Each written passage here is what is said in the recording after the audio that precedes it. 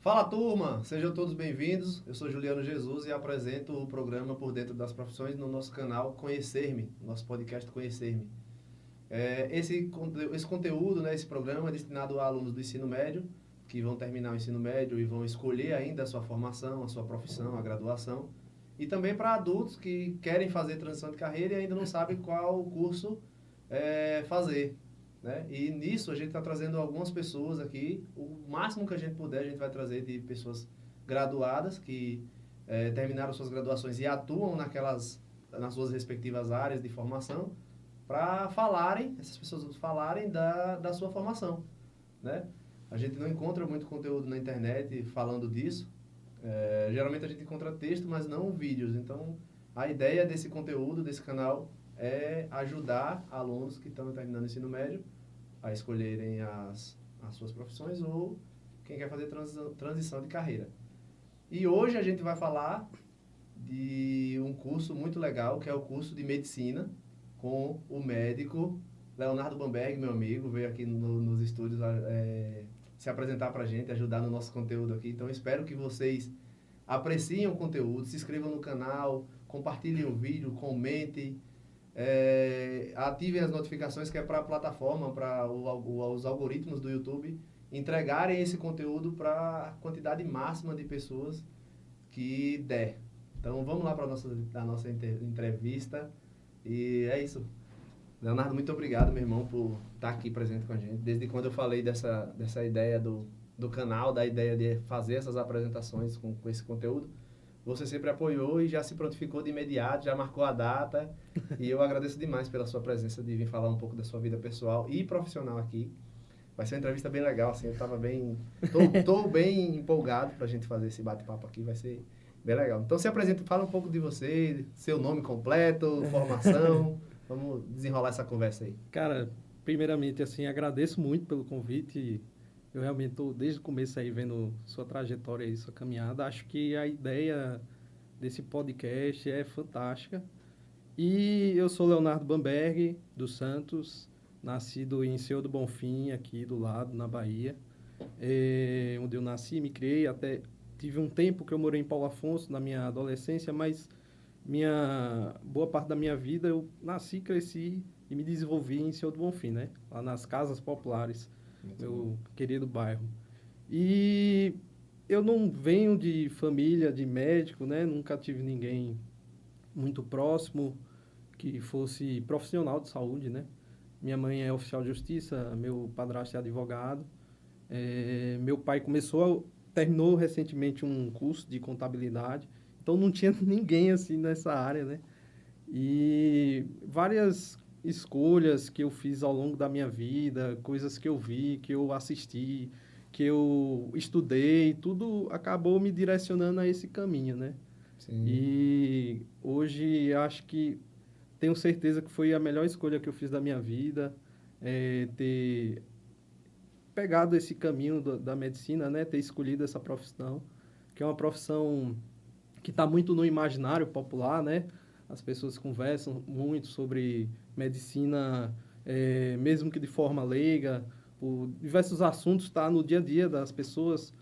E o dia a dia médico, a profissão médica, ela é árdua, talvez não seja aquilo que todo mundo acredita, né? Tem seus lados bons, mas tem seu lado ruim também em determinados momentos. E assim, eu hoje sou muito feliz no que eu faço, né? Você acompanhou boa parte Sim. também, assim, a gente já é amigo há algum tempo. Sim. E você viu eu trilhar parte desse caminho, né? Principalmente dessa parte mais final da minha graduação e da minha especialização que eu fiz. Muito bom. Ô, Léo, tu fez o ensino médio lá em Bonfim mesmo? Fiz todo o meu ensino médio em Senhor do Bonfim, Escola pública? Colégio Sacramentinas, né? Sim. Que é um colégio privado de Senhor do Bonfim. Inclusive, por esse dado, eu não tive como concorrer a cotas, né? Mesmo Sim. sendo uma pessoa preta, me considero preto. Só que por ter vindo de colégio particular. Eu tive que entrar na ampla concorrência na prova do pré-vestibular, né? Sim. Fez medicina onde, Léo? Eu fiz medicina na Universidade Federal do Vale do São Francisco, que é a Univas, aqui legal. em Petrolina. Petrolina, estado de Pernambuco, né? Estado de Pernambuco. Gente aqui. Que ano terminou o ensino médio, Léo? Eu terminei meu ensino médio em 2012, na Sacramentinas.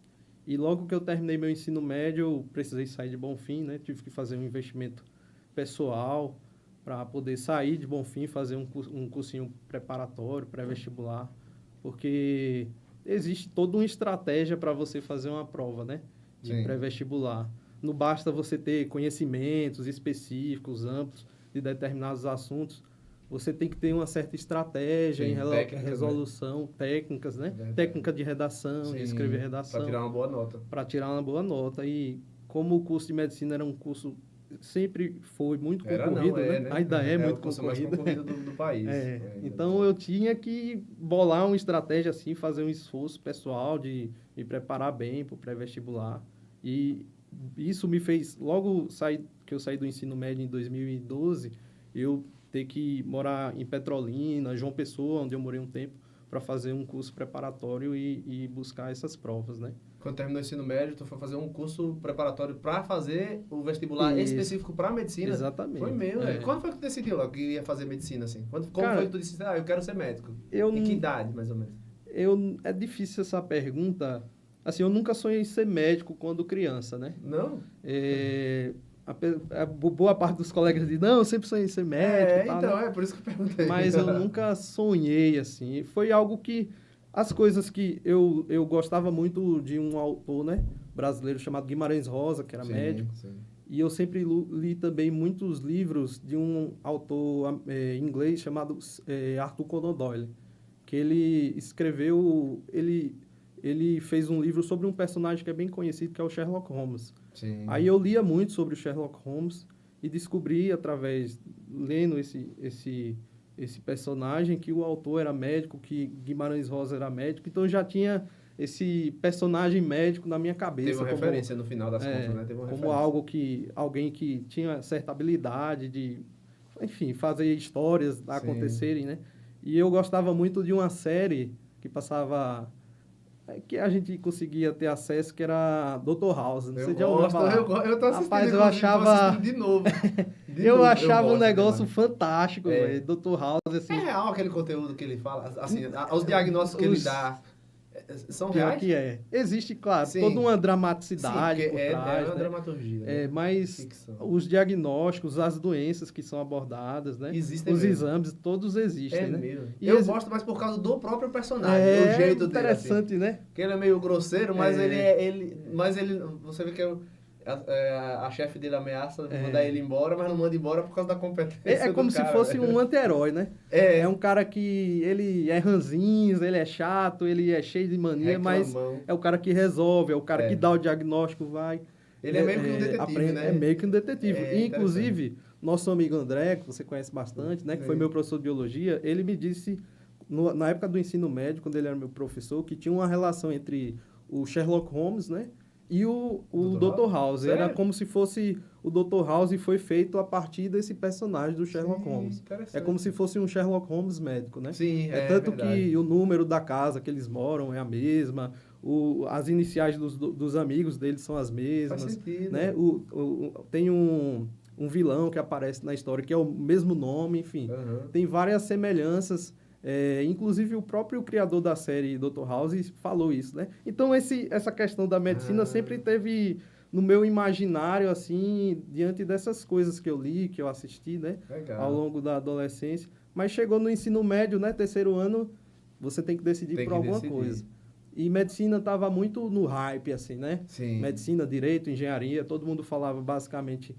A conversa que se passava nos corredores com os colegas eram essas histórias. E quando eu olhei para trás e eu vi tudo isso que eu assistia Dr. House, um livro que eu li de Guimarães Rosa, ele era médico, e eu achava... indiretas. Exatamente, você né? teve, eu achava interessante essa história de Guimarães Rosa aí nos interiores, em casa, para fazer atendimento médico. Guimarães Rosa é o autor do Grande Sertão Veredas? Ele é autor do Grande Sertão Veredas, exatamente. Sim. Sagarana, né? Ele tem um livro bem... Tem esse outro conto muito que eu gosto bastante. E eu achava interessante esse personagem médico, né? Apesar de nunca ter um contato direto com ninguém, assim, da profissão. E... teve uma hora que deu um start assim na minha cabeça. Não, eu acho que é isso que eu quero. Eu gostava muito de ciências da natureza, né? Biologia, Sim. física, química.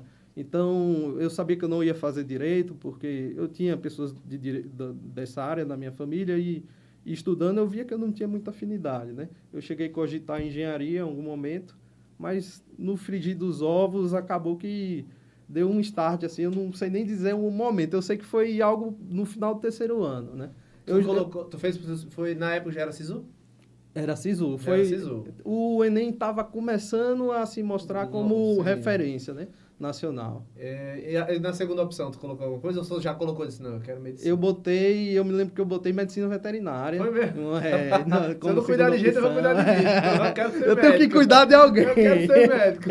Eu tenho que lidar com saúde de alguma forma, né? Interessante. É uma pergunta interessante. Que o cara colocou na segunda opção. Não, é interessante. Eu quero ser médico, ou de gente, ou de bicho, ou você. Mas eu pensei em várias coisas, né? Eu pensei em fazer filosofia, eu gosto muito de filosofia, até hoje estudo um pouco de filosofia. Eu pensei em fazer astronomia, né? Astronomia, quando eu era criança, todo mundo perguntava, eu quero ser astronauta. Eu era fissurado. Eu tenho um telescópio, inclusive. É mesmo? Tudo, eu gostava de assistir. Eu assisti a primeira versão da série Cosmos, que foi apresentada pelo próprio Carl Sagan. Aí depois eu assisti com a nova roupagem lá, né? Com o Neil deGrasse. Não, eu sempre gostei de ciência, eu queria ser cientista, na verdade, né? Digamos assim. Só que eu acho que a ciência que me brilhava mais os olhos, assim, que eu achava, pô, como é que uma célula sai daqui e faz isso? Como é que o coração bate? E eu estou pensando aqui, tem vários neurônios funcionando, e como é que eu sinto um formigamento no pé e sai do pé e vem parar no cérebro? Eu achava como se fosse... Como as coisas funcionam. Exatamente. A engenharia das engenharias, é a engenharia do corpo humano, entendeu? Sim, exato. E foi algo criado de forma natural. Eu sempre... Como é que tudo se organizou dessa forma, né? Então, por conta desse meu interesse pelas ciências da natureza, né?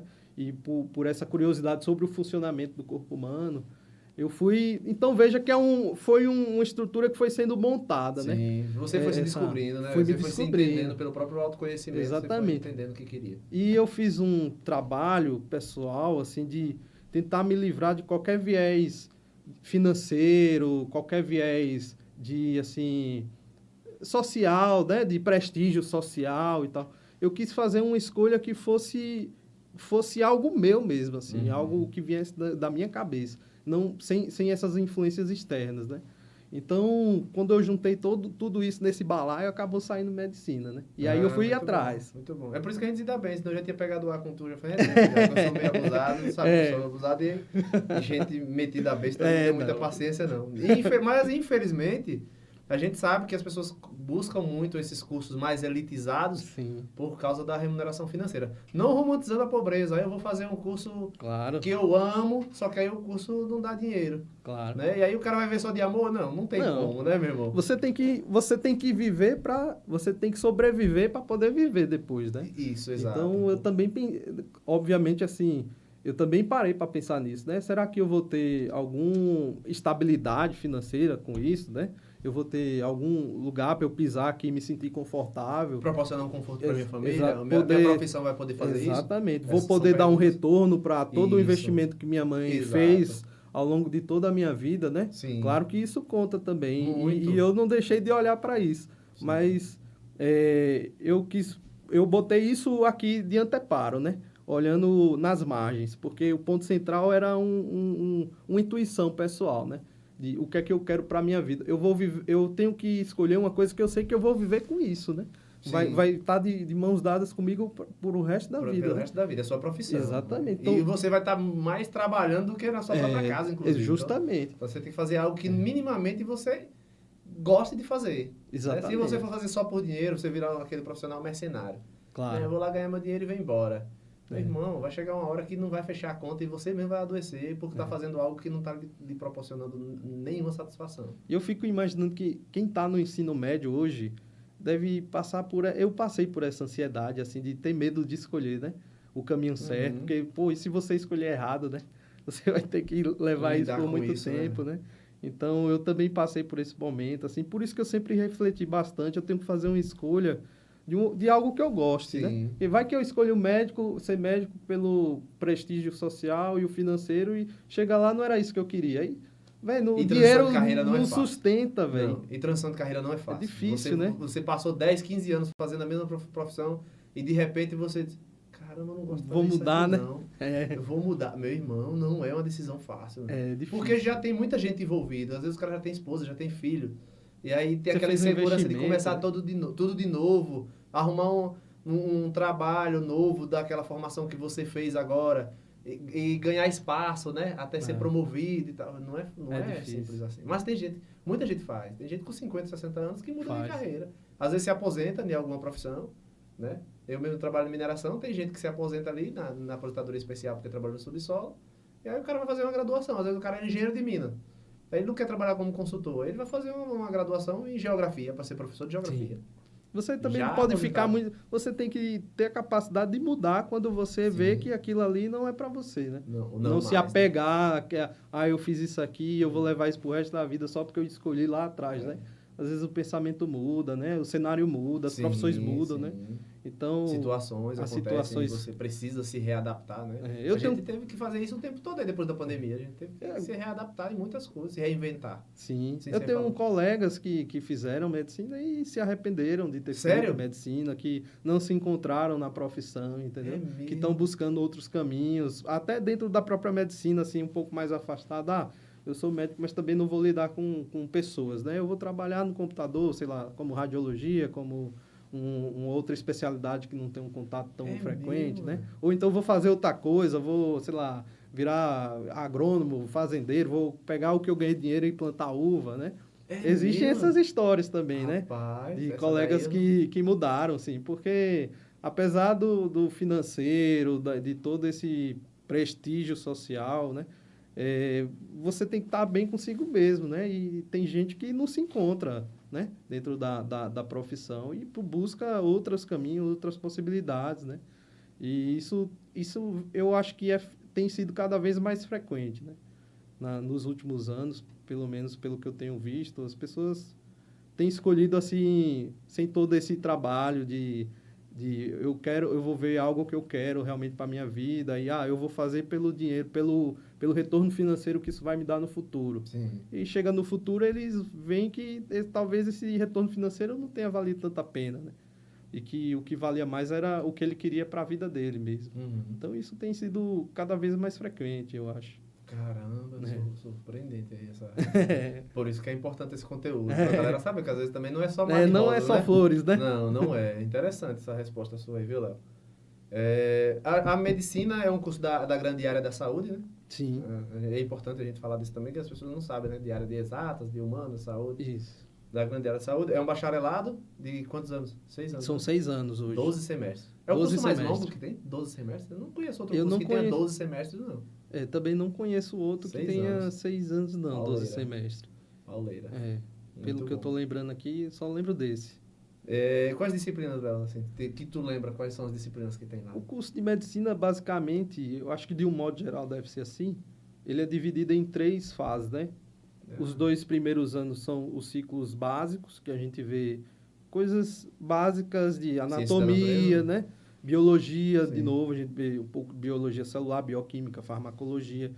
O intuito dos 2 primeiros anos é você ter um entendimento geral de como o corpo funciona, de como são os mecanismos, né, fisiológicos, como é que o que é normal no nosso funcionamento.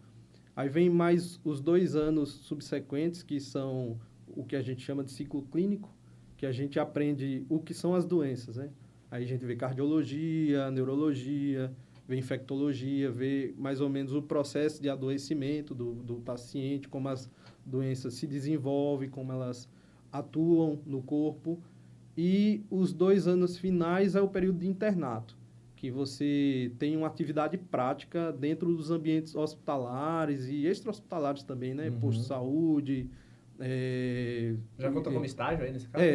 O pessoal fala como estágio, né? A gente chama internato. Sim. São 2 anos, sem nenhuma remuneração, a gente vai auxiliar o corpo médico, as equipes, a fazer o funcionamento na prática, e aprender na prática, né? É colocar tudo aquilo que você aprendeu ali nos primeiros 4 anos em prática e absorver um pouco de como como são feitos os tratamentos, né?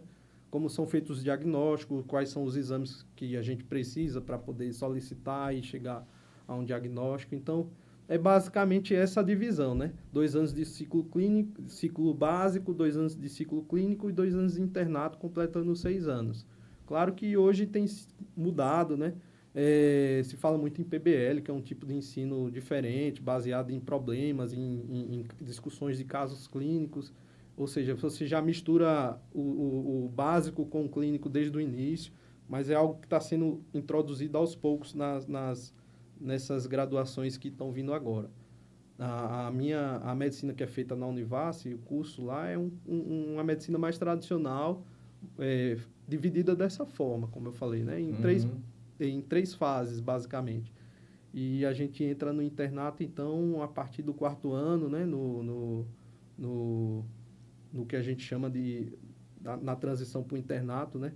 Para a gente começar a ver essas práticas do dia a dia, no exercício da profissão médica propriamente dita e absorvendo isso. Né?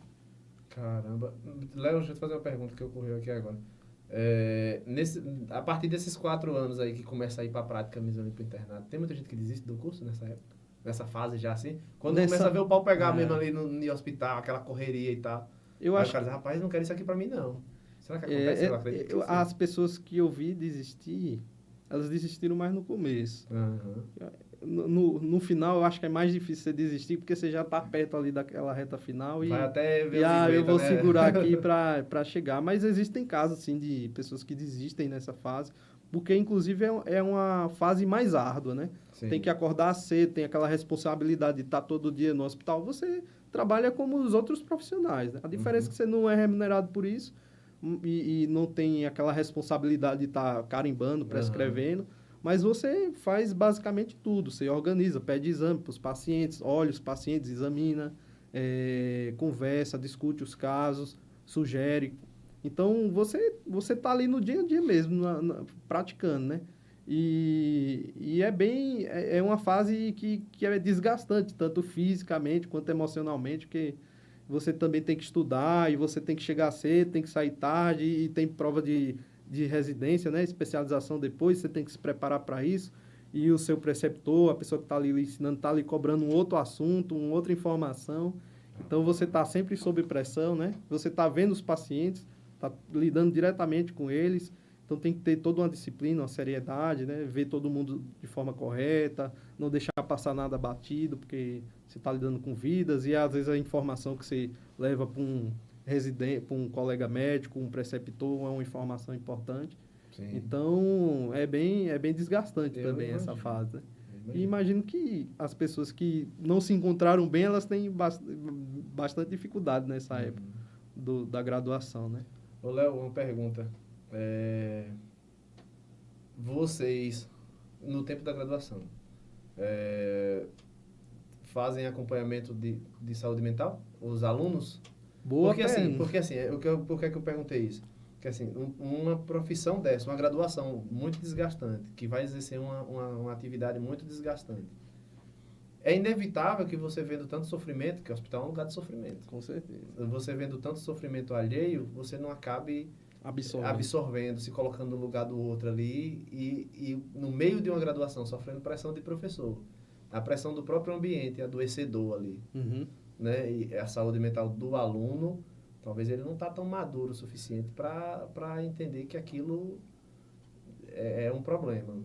Me diz aí o que é que você pensa disso. Assim, na Univasf tem até um núcleo de apoio psicológico, né? Tem, inclusive, graduação de psicologia lá, então existem várias ferramentas dentro da própria universidade para você ter esse suporte, esse apoio. Mas não existe nada oficializado, assim, de, vocês aqui vão ter que passar por essa avaliação de forma, sei lá, seriada, frequente e tal. Mas eu acho super importante o profissional médico, não só o médico, mas o profissional de saúde ter um anteparo nesse sentido, né? Um acompanhamento, um acesso mais facilitado. O próprio psicólogo faz terapia. Com certeza, como é que ele vai ajudar os outros se ele não imagine tantas histórias que você vê no hospital, né? Uhum. De situações de não só de adoecimento, mas de vulnerabilidade social, né? Né? E isso traz realmente uma angústia se você não for uma pessoa... mesmo que você seja até forte, psiquicamente falando, digamos assim, você seja uma pessoa que consegue absorver bem esses tipos de desafios, mas mesmo assim, eu acho que a longo prazo, principalmente, o profissional de saúde ele precisa ter esse apoio, né? Sim. Porque lidar com vidas humanas já é difícil. E você lidar com vidas humanas em sofrimento é mais difícil ainda. E no cenário em que eu atuo, eu hoje trabalho mais no SUS, mais de 80%, 90% da minha atuação como médico hoje é a nível SUS, você atua com pessoas já em adoecimento, né, num processo de vulnerabilidade, ainda num contexto social bastante difícil, né? Eu imagino. Sem, às vezes, acesso a uma medicação, a um exame que é importante, e enquanto está ali internado no ambiente hospitalar, está faltando comida em casa, está faltando dinheiro, e a pessoa que, às vezes, era provedora do lar, ficou internada, hospitalizada, e agora todo o recurso financeiro da família está bloqueado. Imagine, né?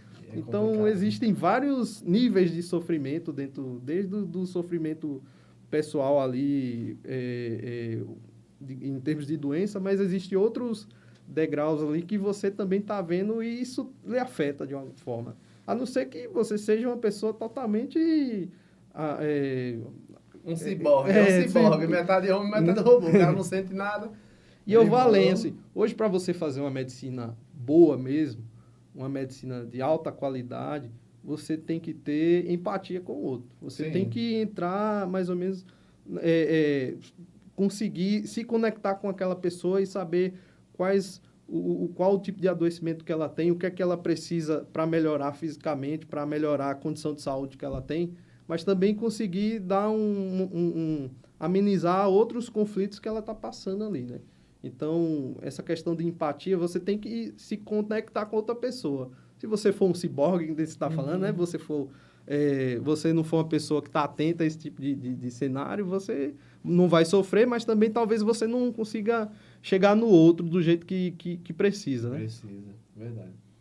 Tu já falou um pouco sobre a pergunta que eu ia fazer, que era como é que o médico pode... Como é que a profissão, a graduação de medicina, a profissão de médico consegue melhorar a qualidade de vida da população. A própria profissão já responde a pergunta, né? O médico, a demanda é muito alta em um país de extensão continental como o nosso. A demanda é muito alta. Tem lugares do norte do país mesmo que o acesso a logística já fica difícil. Gente tem... imagine você ser médico aqui no interior do Nordeste, né?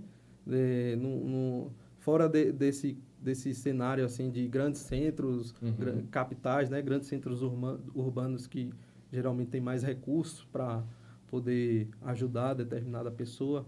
Então, isso aí já é um desafio, né? Mas a medicina tem que chegar em todos os ambientes, seja público, privado, seja no interior, seja na capital, para que através da profissão, do exercício da profissão, que para além de tratar uma pessoa, prescrever uma medicação, é aliviar o sofrimento humano.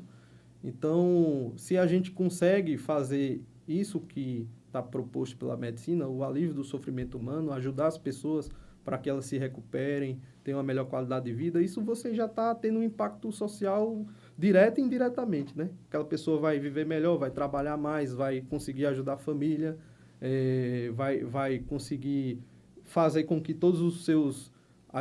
as pessoas que estão ali adjacentes a ela também se desenvolvam e isso traga um bom fluxo social, né? No sentido da evolução, né? Da nossa comunidade, diria. Então, é uma profissão que ela é extremamente importante nesse cenário, né?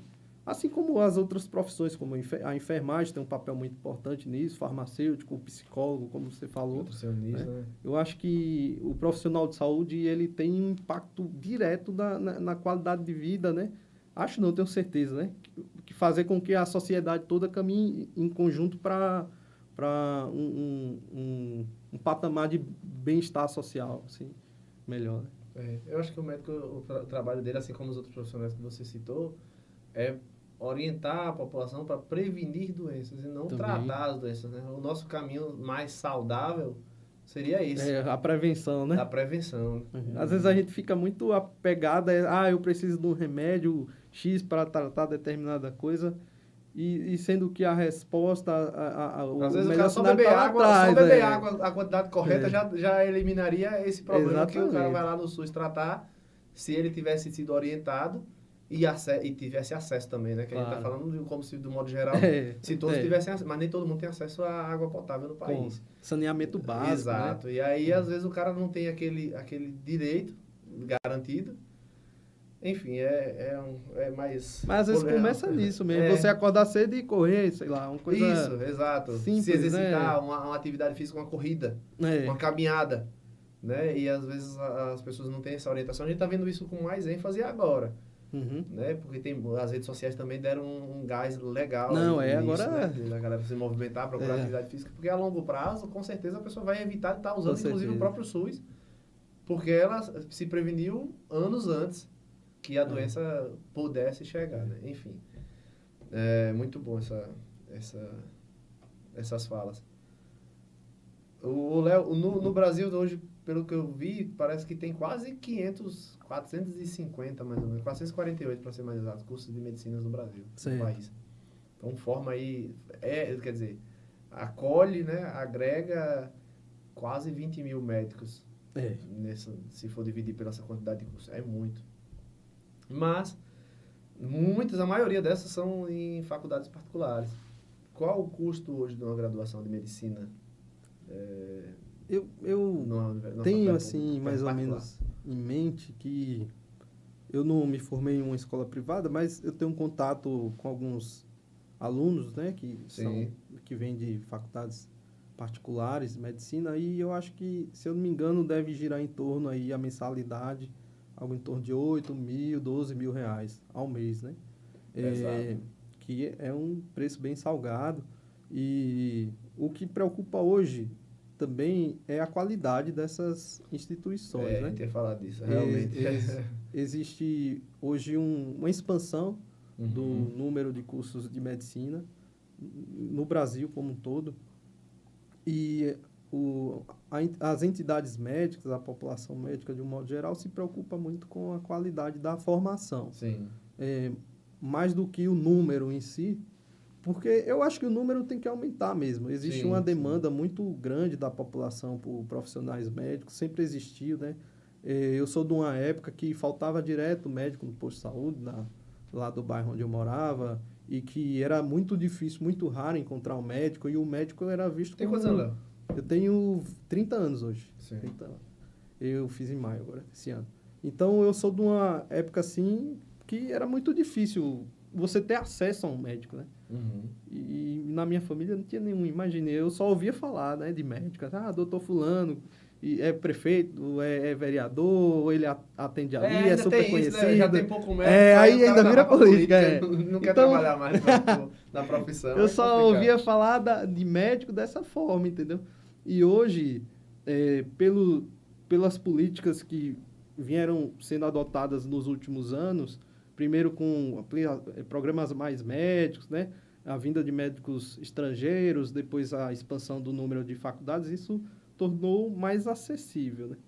E isso foi um lado muito positivo, na minha percepção. Por outro lado, traz essa problemática que é a formação, a qualidade da formação, mas é algo que a gente está cada vez mais atento, né? As entidades médicas estão atentas a isso, tanto que já estão criando-se mecanismos para rever, para fazer uma avaliação desse profissional que está saindo. É isso, a Ordem dos Advogados do Brasil faz uma avaliação dos profissionais que terminam a graduação em Direito para serem advogados. Vocês têm um conselho de classe, o CRM, né? E o CRM não avalia o profissional depois que ele sai da graduação, não tem uma avaliação. Não tem uma avaliação objetiva. Terminou a graduação, mandou o certificado, já vem o registro do conselho. Isso. Mas é algo que deve mudar. Eu não sei se já foi aprovado, mas estava em tramitação no Congresso algo nesse sentido, né? E as próprias entidades médicas estavam percebendo e já estão atentas a isso. Acho que toda profissão deveria ter, velho. Sinceramente. Toda profissão deveria ter. Porque, meu irmão, é isso que você está falando. Saturaram o mercado e colocaram graduações aí de tudo quanto é jeito. E aí o profissional termina a graduação ali. É um problema difícil, e aí, porque... meu irmão, é complicado. Se por vai pro mercado de trabalho, você não sabe como foi a formação do cara, como ele foi como aluno. Exatamente. Se por um lado tem o lado bom, que a população vai ter, imagino, um acesso mais facilitado ao profissional, né? A gente não vai ter esses problemas de ausência de médicos em determinados municípios, ou principalmente nas regiões mais interiorianas de alguns municípios. E também, de certa forma, estimula até o próprio profissional que se formou, dele vir a se atualizar e melhorar e buscar novas ferramentas de trabalho e progredir nesse sentido, porque a própria competitividade do mercado acaba induzindo a isso. Por outro lado, a gente fica na mão de novos médicos que a gente não sabe tão bem qual é a qualidade. E isso pode trazer determinadas consequências, principalmente para quem está ali sendo atendida por esses colegas. Então, tem um lado bom, um lado ruim, tem muito viés político, econômico, financeiro por trás, né? Muita gente ganhando dinheiro de alguma forma com essa questão. Eu continuo fazendo meu trabalho, minha formação e torcendo para que as coisas deem certo. Eu também não fico fazendo torcida contra, porque eu quero que... Nem deve, né? Eu quero que tenha médico, eu quero que todo mundo... eu quero que todo mundo seja bem formado, que Dona Maria do interior lá de Centro-Sé tenha o atendimento dela na UBS, que seja de qualidade, que ela possa chegar no serviço, ser bem atendida. É só isso. Agora, que eu sei que tem interesses comerciais por trás, que existe um prejuízo na formação médica, a gente percebe isso, né? E é basicamente isso. Eu torço para que tudo melhore. Sim. É basicamente isso. Assim, essa questão do valor da graduação é uma barreira extremamente alta para ser ultrapassada. Claro. Por alunos de uma renda baixa, né? Para fazer uma graduação numa universidade pública, como fosse o caso, houve um preparo, uma condição, você teve subsídio de alguém que lhe proporcionou essa condição para você se preparar para fazer, pra tirar uma nota boa e entrar numa graduação numa faculdade, numa universidade federal, não é universidade pública, estadual ou federal. E para fazer numa faculdade particular, pagando uma mensalidade de 12 conto, 13 conto, 15 conto, meu irmão, praticamente impossível. Possível. Por isso que é muito natural que a gente veja que médicos são filhos de outros médicos. Porque aí o pai teve condição de pagar uma graduação para aquele cara ali se formar. A gente vê muito isso. Muito comum. Muito. E aí, quando chega lá e tem um FIES, quando o cara terminar a graduação, tá devendo mais de 1 milhão de pila, velho, para pagar com uma mensalidade de 12 contos, 6 anos. Aí vem FIES, aí vem ProUni, Bolsa do ProUni. Extremamente concorrido. Quase não tem, né, para o curso de medicina, porque é um curso muito caro. Quase não tem bolsa. E quando tem a bolsa, é concorrido demais. Aí fica complicado para o cara sem condição financeira fazer um curso de medicina. E esse profissional que está saindo com essa dívida enorme para pagar, será que ele está preocupado em melhorar a formação dele e dar um atendimento de qualidade e ajudar a população com o trabalho que ele está fazendo, ou ele está preocupado em ganhar o dinheiro porque ele tem uma dívida nas costas? Tem isso, né? Tem todo... Para você ver que até essa questão traz um prejuízo nesse sentido. O cara sai da faculdade depois de pagar 8, 12 mil por mês, todo de forma assim, e terminar com uma dívida galopante nas costas. Ele está preocupado em ganhar o dinheiro dele e poder resolver esse problema para poder depois ele ver se eu imagino dessa forma. Então, faz sentido. É um problema importante que a gente tem que pensar, né? Será que vale a pena deixar do jeito que está, com E as mensalidades só crescem, né? Rapaz, só é isso. pra cima. E tem gente que paga, já né? foi 6 mil, hoje a mesma faculdade oferece o curso por 12 mil por mês, E meu tem irmão. gente que paga. Eu sei que tem. E aí, meu patrão, fica complicado. Terminei o ensino médio, que eu olhei a mensalidade, eu falei, rapaz, eu não dá tenho que pra mim, estudar, não. velho. Tem que estudar. Eu vou ter que sentar a bunda na cadeira aí e comer livro, porque não vai dar pra... Tinha uma ideia, existe ainda o FIES, que ele vai lhe financiar não sei quantos %, e você não vai pagar isso por mês, vai pagar X e tal. E tinha até, na época, FIES 100%, mas existia todo um processo para conseguir. Eu não confio, eu falei, eu vou passar numa pública, eu tenho que passar numa universidade federal ou estadual, né? Uhum. Eu tenho que passar em uma coisa que eu não precise pagar, porque minha família não tem condições. Foi daí que surgiu todo a energia, a força necessária, porque isso aí né, é um baita incentivo para você estudar. É você ver o tamanho da dívida que você vai ficar no final, né? Eu olhei o tamanho da dívida e falei, não dá para mim não, vou ter que...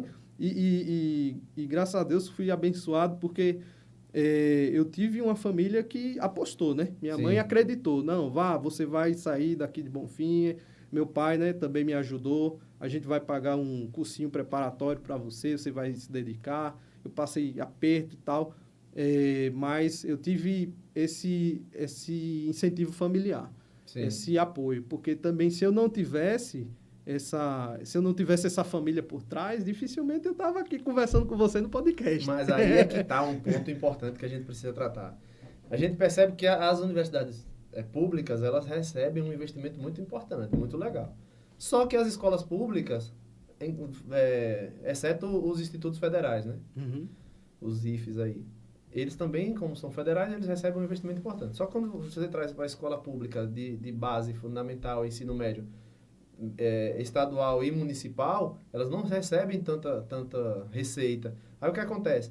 O cara que fez a escola pública, há uma possibilidade muito grande dele não conseguir entrar numa universidade pública. Aí o cara que fez escola particular se preparou melhor, teve uma condição melhor, um subsídio financeiro melhor, e ele vai ocupar a vaga na universidade pública, federal ou estadual. Olha que negócio errado. É o que a gente vê, né? Não dá pra fechar a conta, o que a gente vê. O cara saiu mal preparado do ensino médio, já saiu merdado ali do fundamental, entrou no médio ali todo perdido. Como é que o cara desse vai passar numa graduação extremamente concorrida como essa, uma engenharia da vida? Odontologia, que também é um curso muito caro, né? Não vai, velho. É muito difícil competir, assim. Eu me lembro que eu saí da Sacramentinas, e a Sacramentinas é um colégio bom. Só que ainda a gente está falando de um colégio que está no interior do Nordeste, que talvez na época que eu estava lá não tivesse acesso a determinadas ferramentas para você ir bem na prova. Porque quando eu saí da Sacramentinas, quando eu terminei meu ensino médio e fui para João Pessoa, que foi onde eu fiz meu primeiro ano de cursinho pré-vestibular, eu fiz 2, um em João Pessoa e um em Petrolina. Mas quando eu cheguei em João Pessoa, minha família fez um esforço para ir para lá. Meu pai pegou o recurso que ele tinha, ficou apertado, mas conseguiu pagar esse cursinho pré-vestibular. E eu estudei num colégio muito bom de João Pessoa para fazer um cursinho pré-vestibular. E você vê que é outro patamar de estudo. Eles têm estratégias para chegar e fazer a prova, tem uma rotina de estudo que é altamente, assim, desgastante, mas é incentivada. As pessoas que você convive, elas estão todo mundo sintonizado nisso e chegar e fazer naquilo, né? Então o ambiente influencia, então você está caminhando junto com a galera que está indo na mesma direção que você. E você tem uma dúvida, você quer fazer uma redação agora para um professor corrigir amanhã, você faz, o professor amanhã corrige, entendeu? Você tá com uma dúvida aqui numa questão, amanhã de manhã o cara tira a dúvida para você. Então você tem muitas ferramentas, tem muito suporte dentro dessas instituições que já é aquele pessoal que consegue pagar, né?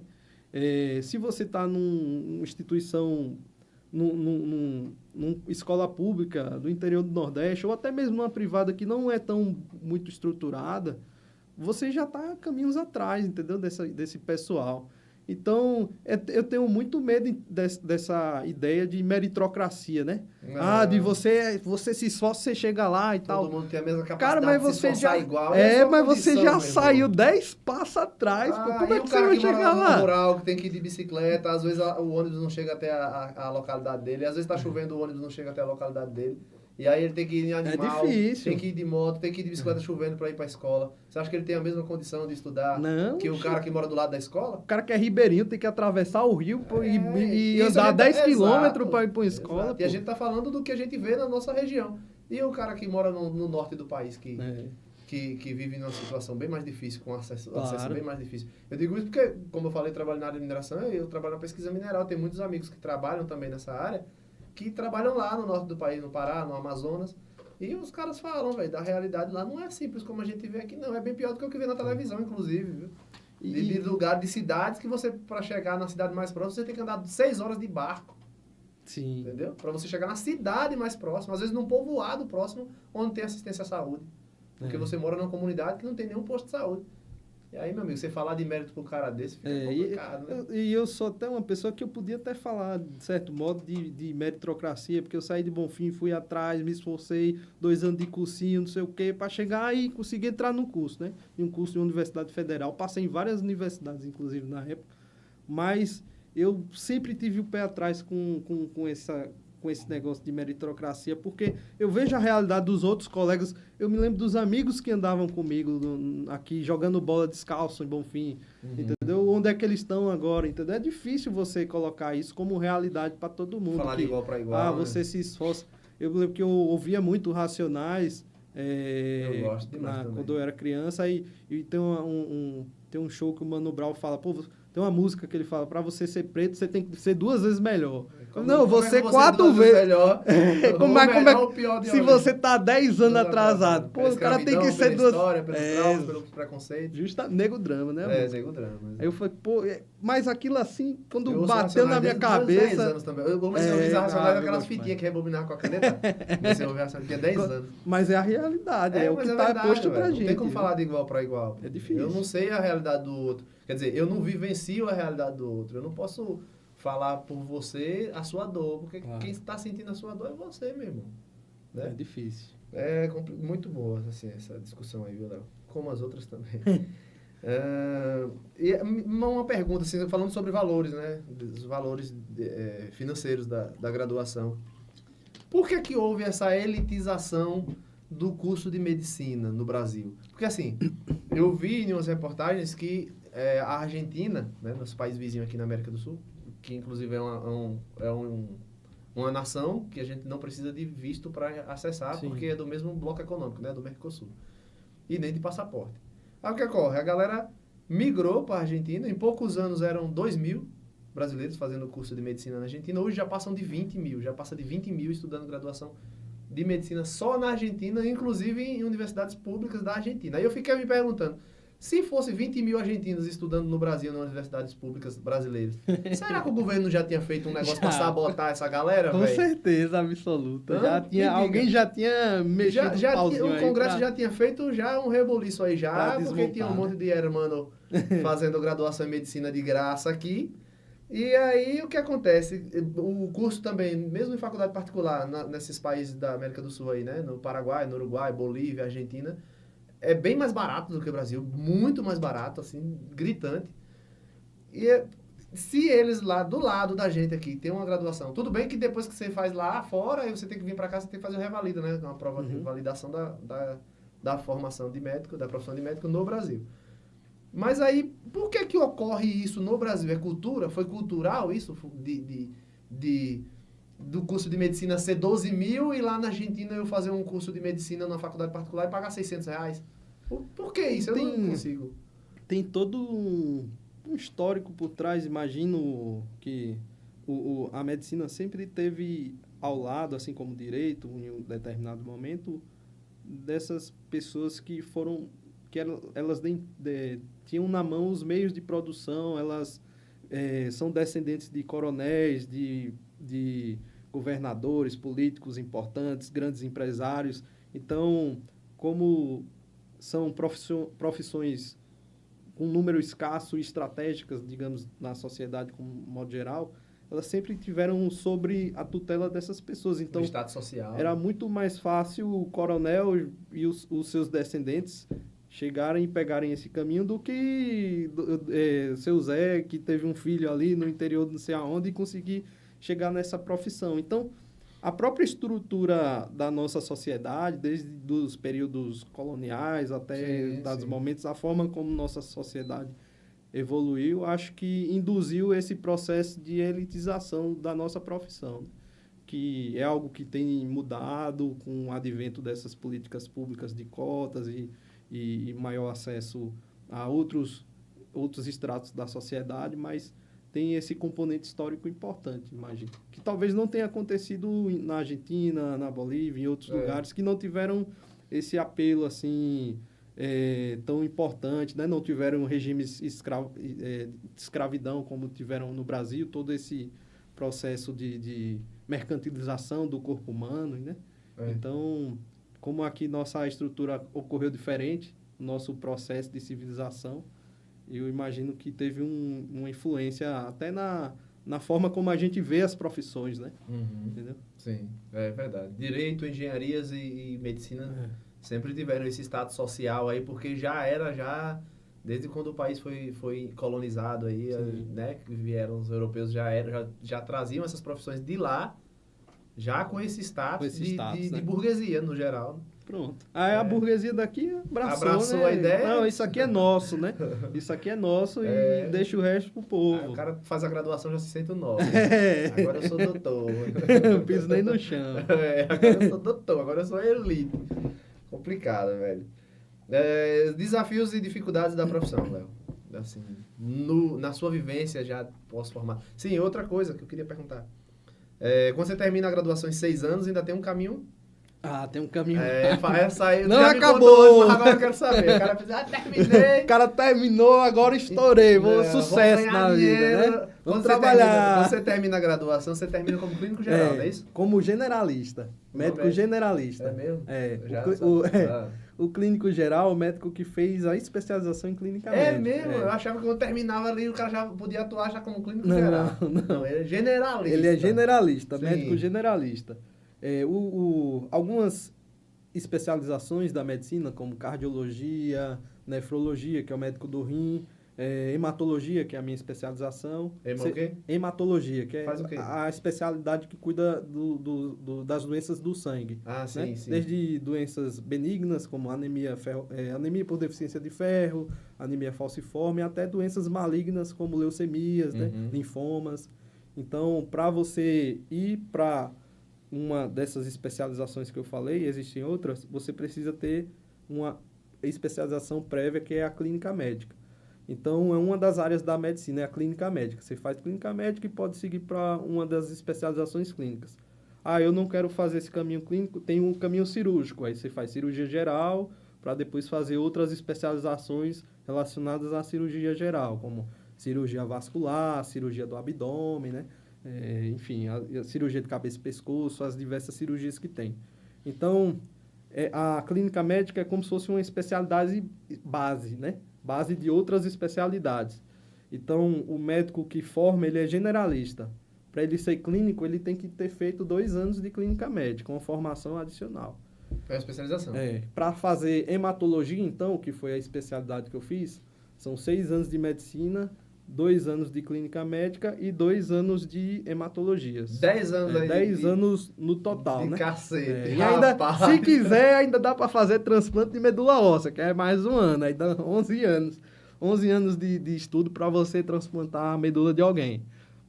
Mas você tem muito... Se for cirurgia, sei lá, cirurgia vascular, você tem que fazer... medicina, 3 anos de cirurgia geral e mais 2 anos de cirurgia vascular, 11 anos, né? Neurocirurgia, a neurocirurgia é um tipo de cirurgia específica, então você entra direto para a neurocirurgia, sem passar depois da graduação. Você pode entrar direto. Assim como neurologia, a neurologia você não precisa fazer clínica médica antes, é o que a gente chama de acesso direto. Então, existem as especialidades de acesso direto, né? Neurologia, otorrino, é acesso direto, oftalmologia, acesso direto. Você termina a graduação e já pode fazer essas especializações, se você fizer a prova e passar. Existem as especializações de acesso direto, existem as especializações clínicas, que é as que você tem que fazer clínica médica para poder depois chegar nelas, cardiologia, psiquiatria, acesso direto. E é mesmo? Você já pode entrar direto. Mas cardiologia, nefrologia, hematologia, endócrino, que está muito... Endocrinologia está muito em alta hoje, você tem que ter clínica médica. E existem as especialidades cirúrgicas, você tem que fazer cirurgia antes. Como cirurgia vascular, cirurgia do aparelho digestivo, cirurgia de cabeça e pescoço, enfim, tem diversos tipos de cirurgia. É muito tempo estudando. Não, eu lembrei, foi uma graça. Lembrei de um vídeo, moço. Assisti um vídeo, uma entrevista com um vereador de uma cidade, eu não lembro aonde.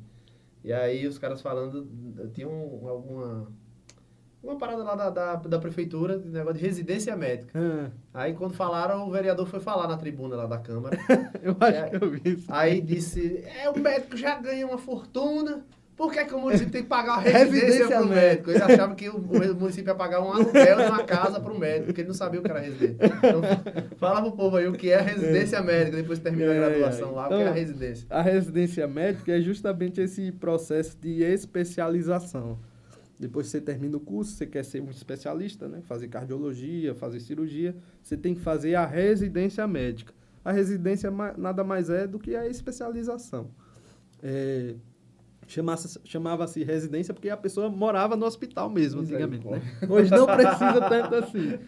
Mas você passa por um processo de formação que é bem árduo também. Você está diariamente no hospital. Você ganha uma bolsa de estudo para isso, que é algo em torno de R$3.600 hoje. Você ganha uma bolsa de estudo para você... Mas só lá em universidade pública, ou não? Existem instituições privadas que fazem, mas, de um modo geral, a maioria das residências, hoje no Brasil, são de instituições públicas. Relacionadas ao governo do Estado da Bahia, por exemplo, a UFBA, Federal da Bahia, que foi, inclusive, onde eu fiz a residência de hematologia, foi na Universidade Federal da Bahia. Entendi. Então, você faz uma prova, eu fiz uma prova de novo, depois que eu terminei o curso de graduação, para competir com outras pessoas e poder ser selecionado no curso, na especialização, na residência de clínica médica. Aí eu fiz 2 anos de clínica médica. Aí depois eu fiz o curso, a prova novamente, passei por um processo seletivo para chegar na especialização na residência médica de hematologia. E aí eu fiz mais 2 anos de hematologia e hoje eu atuo como hematologista lá em Petrolina, na cidade que eu moro hoje. SUS? Boa parte do meu trabalho hoje é SUS. Como hematologista? Como hematologista. O hematologista, como eu falei, só para vocês entenderem um pouco, existem várias doenças no sangue, né? O sangue tem várias formas de ter erros, tanto por deficiência de algumas vitaminas, aí da anemia, deficiência de ferro, pode também ocasionar anemia, as plaquetas podem baixar. Então, existe a coagulação no sangue, então a gente atua muito nesse campo, né? Em relação às doenças que acometem o sangue, né? Desde distúrbios de coagulação, a pessoa sangrar demais, ou fazer trombose, por exemplo, que é quando o sangue, digamos, fica mais grosso. Então, essas doenças são tratadas pelo hematologista, assim como alguns tipos de câncer que acometem o sangue, né? Como leucemias, mieloma, linfoma, que são cânceres, de um modo geral, comportamento mais agressivo, que precisam fazer quimioterapia com alta intensidade, às vezes fazer transplante de medula óssea. Então, a gente lida com muitas doenças graves, digamos assim. Hoje, talvez o meu grande desafio como médico eu atuo nessa área da hematologia, é lidar com pacientes graves, né? Críticos, né? Pacientes que têm uma doença ameaçadora à vida, que precisam fazer quimioterapia, que tem um processo de internamento, adoecimento prolongado. E lidar com isso do ponto de vista físico, emocional, é bem complicado, principalmente num cenário em que você não tem tantos recursos, né, de medicação, de exames.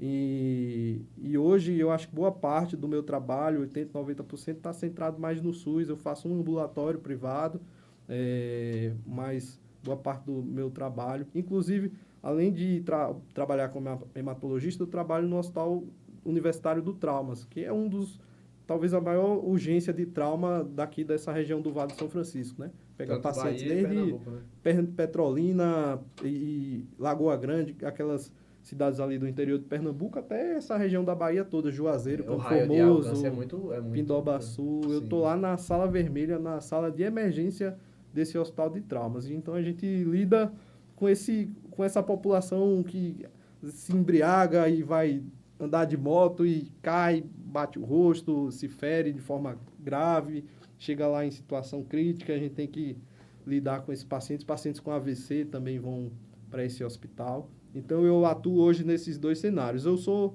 digamos, um médico que desde a minha graduação eu tinha mais esse perfil, que gosto mais de ambientes hospitalares, né? De pacientes mais graves, mais críticos, que é onde eu acho que eu estou mais bem inserido, onde eu me sinto mais confortável, apesar do caos, às vezes da bagunça de uma emergência, de um paciente crítico com leucemia, é um cenário que eu me sinto mais confortável, não sei porquê, eu acho que meu raciocínio flui melhor, eu me sinto mais feliz trabalhando nesse ambiente, né?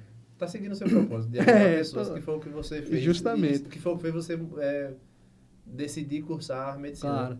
Mas aí ninguém pagou residência pra tu não, né? Não, ninguém pagou não. Pra eu morar, não. Quais os desafios e dificuldades da profissão? A gente ia falar dessa pergunta e eu acabei mudando de assunto, assim. Você já falou de alguns, né? Que é essa questão do próprio equilíbrio emocional, de você lidar com seres humanos em estado de sofrimento. Eu acho que é um desafio, se não o maior deles, né? Você não adoecer por causa da doença das outras pessoas. Sim, isso aí é difícil. Eu acredito. É bem difícil, desafiador isso aí. Eu acho que um dos grandes desafios é você ficar são, bem, tocar a sua vida enquanto você está ali também gerenciando a saúde de outras pessoas. Exato. Pô, é um desafio. Exato. Tem gente que não aguenta ver agulha, desmaia, tem gente que não aguenta ver sangue. Imagina o cara médico que vê um monte de bucha. Vê coisa, a gente vê muita coisa. Tem outros desafios que você queira citar? Eu acho que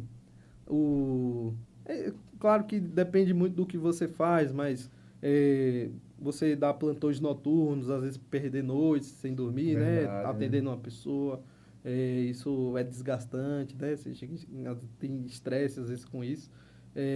O dia a dia é um dia a dia muito corrido, né? Eu até imaginava assim, não, eu vou ser um médico diferente, eu vou ser um cara que trabalha pouco, eu vou ter só um emprego aqui, não precisa de muito, mas não tem jeito. Quando você entra na medicina entra na sua cabeça, é difícil você... Para mim não é nem por uma questão financeira, assim, que eu preciso de um dinheiro X ou Y, porque eu tenho uma vida muito simples, inclusive. Mas também tem a questão de que o teu trabalho hoje para o SUS é concurso. Isso, é concurso. Então você já tem a sua escalazinha já certinha. Mas aquele cara que pega plantão em vários hospitais ali, aquilo ali aí é loucura. É loucura, velho. Os caras viajam de uma cidade para outra. Não, você sai daqui, já tem vai daqui, aí vai para Jacobina, aí volta para... quando vê, já tá em Feira de Santana. Então, eu sempre evitei fazer viagens, assim, que eu tinha muito medo. Desgasta demais. Você sair cansado de um plantão e depois pegar a estrada é complicado, mas tem esse desafio de você ter uma rotina muito cansativa, de às vezes você não ter tempo para si mesmo, né? Sim, de poder fazer uma atividade física, de melhorar fisicamente e até para dar um bom atendimento aos outros, de estar junto com sua família, de chegar tarde em casa, sair cedo. Então, fazer um rolezinho na natureza, né? Então, isso é importante, né? A gente tem que estar atento a outras coisas, entendeu? Você tem que ter um tempo para si, para você se exercitar, mas até para você estudar outras coisas. Eu falo muito com os amigos meus que a medicina emburrece muito a gente. Porque quando você entra na medicina, você só quer saber de medicina. Você só estuda medicina. Quando você sai com um colega médico, e ele só fala de medicina. Aí você vai assistir uma coisa, é só coisa de medicina. Então você só vive... Vai assistir Dr. House, né? Você só fica... Justamente, você só fica num negócio de medicina. E existem vários outros conhecimentos que são importantes para você também. Sim. A sua vida não é uma bolha, exatamente. Né? Você não pode se engessar naquilo. Você acaba emburrecendo no sentido que você perde... Você não tem mais aquela discussão filosófica que você tinha com seu amigo numa mesa de bar, falando sobre a economia, que o governo tá X e não sei o que tá Y, e que esse copo é azul, mas ele podia ser de outra cor, entendeu? Existem outras coisas que são importantes a gente conversar, discutir, que você perde um pouco outras coisas você precisa ler, um livro, sei lá, Que não um seja romance. que não seja da medicina. A medicina tira muito Mas isso é de verdade. você. É uma profissão que lhe aperta, né? Lhe consome muito. Então, esse é um grande desafio, é tentar você também encontrar um equilíbrio, né? Na profissão. De Se você... desvincular daquilo, Isso. não de tempo integral, né? E chegar em casa e esquecer um pouco. Pô, eu tô com esse paciente grave, mas eu tenho que desligar um pouco aqui, porque eu tenho que, sei lá... Até porque você tem a sua assistir uma própria vida, série, né? Senão Exatamente. você acaba vivenciando a vida do outro. Do ali, outro, o tempo e todo, isso né? lhe traz um sofrimento problema. também, né? Realmente. Eu tô fazendo uma terapia aqui. Realmente. Fica à vontade. Pode Senta no ir. divã aí, meu amigão. Sua formação trabalha com outros profissionais. Claro. Né? Enfermagem, eu acho que é quem mais trabalha ligado ao médico ali. Mas em hospitais tem outros profissionais multidisciplinares ali, né? Como o próprio psicólogo, nutricionista, técnico em radiologia, técnico em enfermagem, fisioterapeuta, sei lá, maqueiro. Sim. Os maqueiros ajudam muito.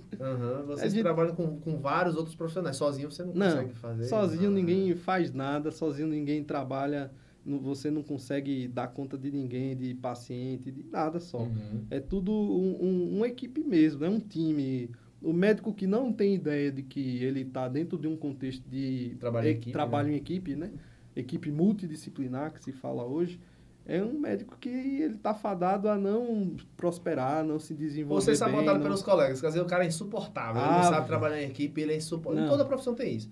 Tem cara que não sabe trabalhar em equipe, ele é insuportável. E às vezes os colegas dele começam a sabotar o trabalho dele de propósito para ver se ele toma uma sobrada. Se for numa empresa privada, o risco dele ser demitido é muito grande, porque ninguém suporta mais trabalhar com ele. Isso. Entendeu? Então, infelizmente... o problema é que a medicina gozou por muito tempo de um prestígio social que blindava o profissional médico dele ser chato, dele ser ruim, dele não ter uma boa relação interpessoal.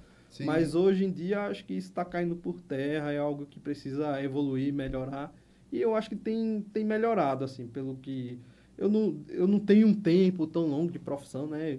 Eu terminei um dia desse, mas eu vejo pelos outros colegas que formaram comigo, a forma como a gente lida com a equipe multidisciplinar, a importância que a gente dá a essa equipe, né? Não existe um superior ao outro, todo mundo uma parte do quebra-cabeça e aí tem que juntar todas as peças para formar uma imagem boa, né? Então, a gente precisa ter isso em mente, que a equipe multidisciplinar é importante, necessária, e cada vez mais importante o profissional médico estar atento a isso. Entendeu? Sim. E falando de importante como o profissional estar atento a isso, eu acredito que seja importante também o profissional estar atualizado, sempre se atualizando. Porque o tempo todo estão ocorrendo várias pesquisas, né, acadêmicas, científicas, e vão surgir novas metodologias, novos equipamentos, novas medicações, e o profissional médico precisa estar se atualizando. Com certeza.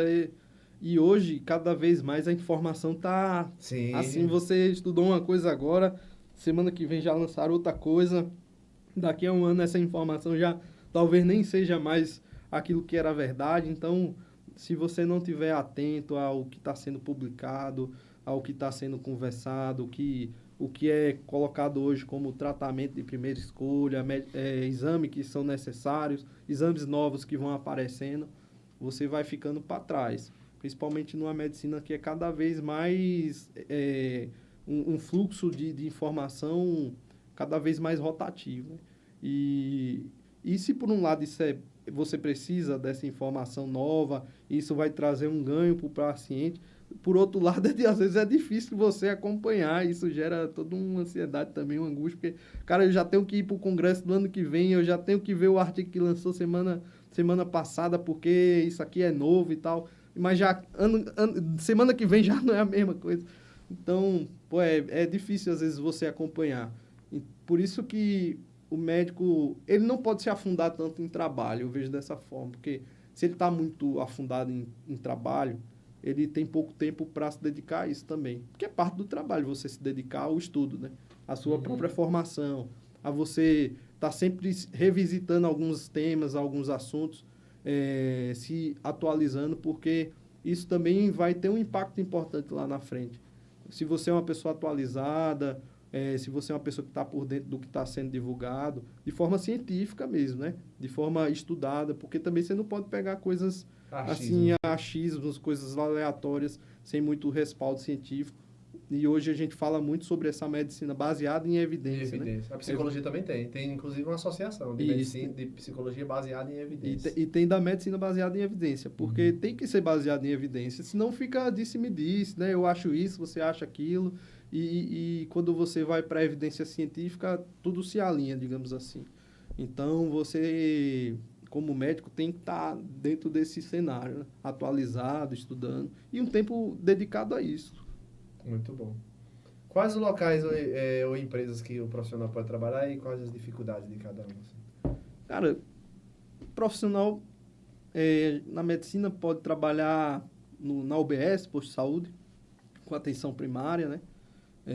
Pode trabalhar em ambientes hospitalares, pode, dependendo da formação, trabalhar em ambulatórios, pode trabalhar com câncer, pode trabalhar com... Tem hoje... medicina do esporte, pode trabalhar com times de futebol, pode trabalhar com medicina do trabalho, com empresas, deve ter um médico que trabalha lá na sua empresa. Então, eu acho que, inclusive, essa é a grande vantagem da medicina, é você ter uma ampla oportunidades de campos de trabalho. Tem perito criminal. Tem perito criminal, que né? É médico, né? Então, se eu pudesse dizer uma grande vantagem da medicina é essa. Mesmo que você erre assim no curso, eu não gosto de medicina. Mas você vai encontrar alguma coisa que vai... encaixar, né? Cara, eu gosto mais de direito. Aí tem perito, sei lá, alguma coisa, medicina de fazer análise assim, de laudos, né? Médicos e tal. Sim. Então você vai encontrar alguma coisa. Legista. Eu gosto mais de esporte, de fisioterapia. Aí tem medicina esportiva. Eu gosto mais... Você sempre... Eu tenho um apego, assim, à nutrição. Acho que eu devia ser nutricionista. Tem a nutrologia, que está dentro desse campo de alimentação e está muito em alta. Então, você vê que tem psiquiatria, tem muitos campos, né? Clínicos, cirúrgicos. Você pode trabalhar no posto de saúde, você pode trabalhar no hospital, você pode trabalhar... Inclusive, você pode trabalhar em casa com radiologia, laudando o exame de tomografia, ressonância, né? Tem radiologista que trabalha em casa, home office, fazendo só avaliação de exames. Então, é muito a capacidade que você tem de chegar e encontrar sua área, né? A sua praia é muito grande. E, basicamente, as áreas de atuação são diversas. Os campos que a gente tem disponíveis são diversos. Agora eu vou lhe apertar. Qual a remuneração hora ou mensal de um profissional formado na área atualmente? Tipo, um cara terminou a graduação e ele terminou a graduação ali como médico generalista. Ele já pode trabalhar como médico, né? Pode. Ele já está formado médico, mesmo sem fazer uma especialização ali daqueles 3, 4 anos. Qual o valor da hora de trabalho de um profissional desse recém-formado? Assim? Recém-formado? Vai trabalhar num posto médico de cidade interior, por exemplo. Ele trabalha plantão ou é carga horária? Porque tem uns plantões de hospital e de posto médico, acho que não tem plantão. Tem tempo que eu passei por essa situação, mas um plantão numa UPA, num hospital de interior, geralmente paga... A gente trabalha geralmente por regimes de plantão de 12, 24 horas, às vezes 36 ou 48 em casos específicos, né? Matar.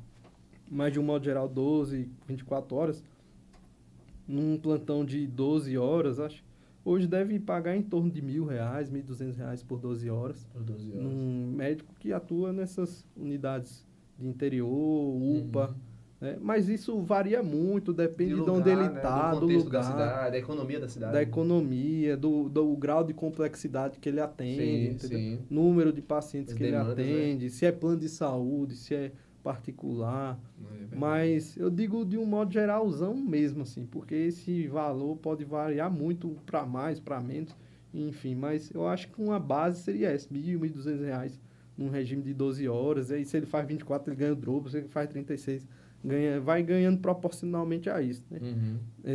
E à medida que você vai se especializando, vai fazendo outra residência médica, outras especializações, você vai melhorando um pouco mais esse valor hora por trabalho, né? Sim, até porque você se qualificou mais, né? Então isso. Acaba recebendo e mais. Que, na verdade, de um modo geral, o que o pessoal faz é ganhar a mesma coisa que ganhava quando era generalista, mas trabalhar um pouco menos, entendeu? Entendi. Acaba que um médico generalista e um médico clínico com residência, ou subespecialista, ele vai trabalhar um pouco menos, ganhar a mesma coisa ou um pouco mais do que um cara que está na UPA ali, se desgastando, batendo a cabeça com coisas de emergência, assim, sem muito recurso, né?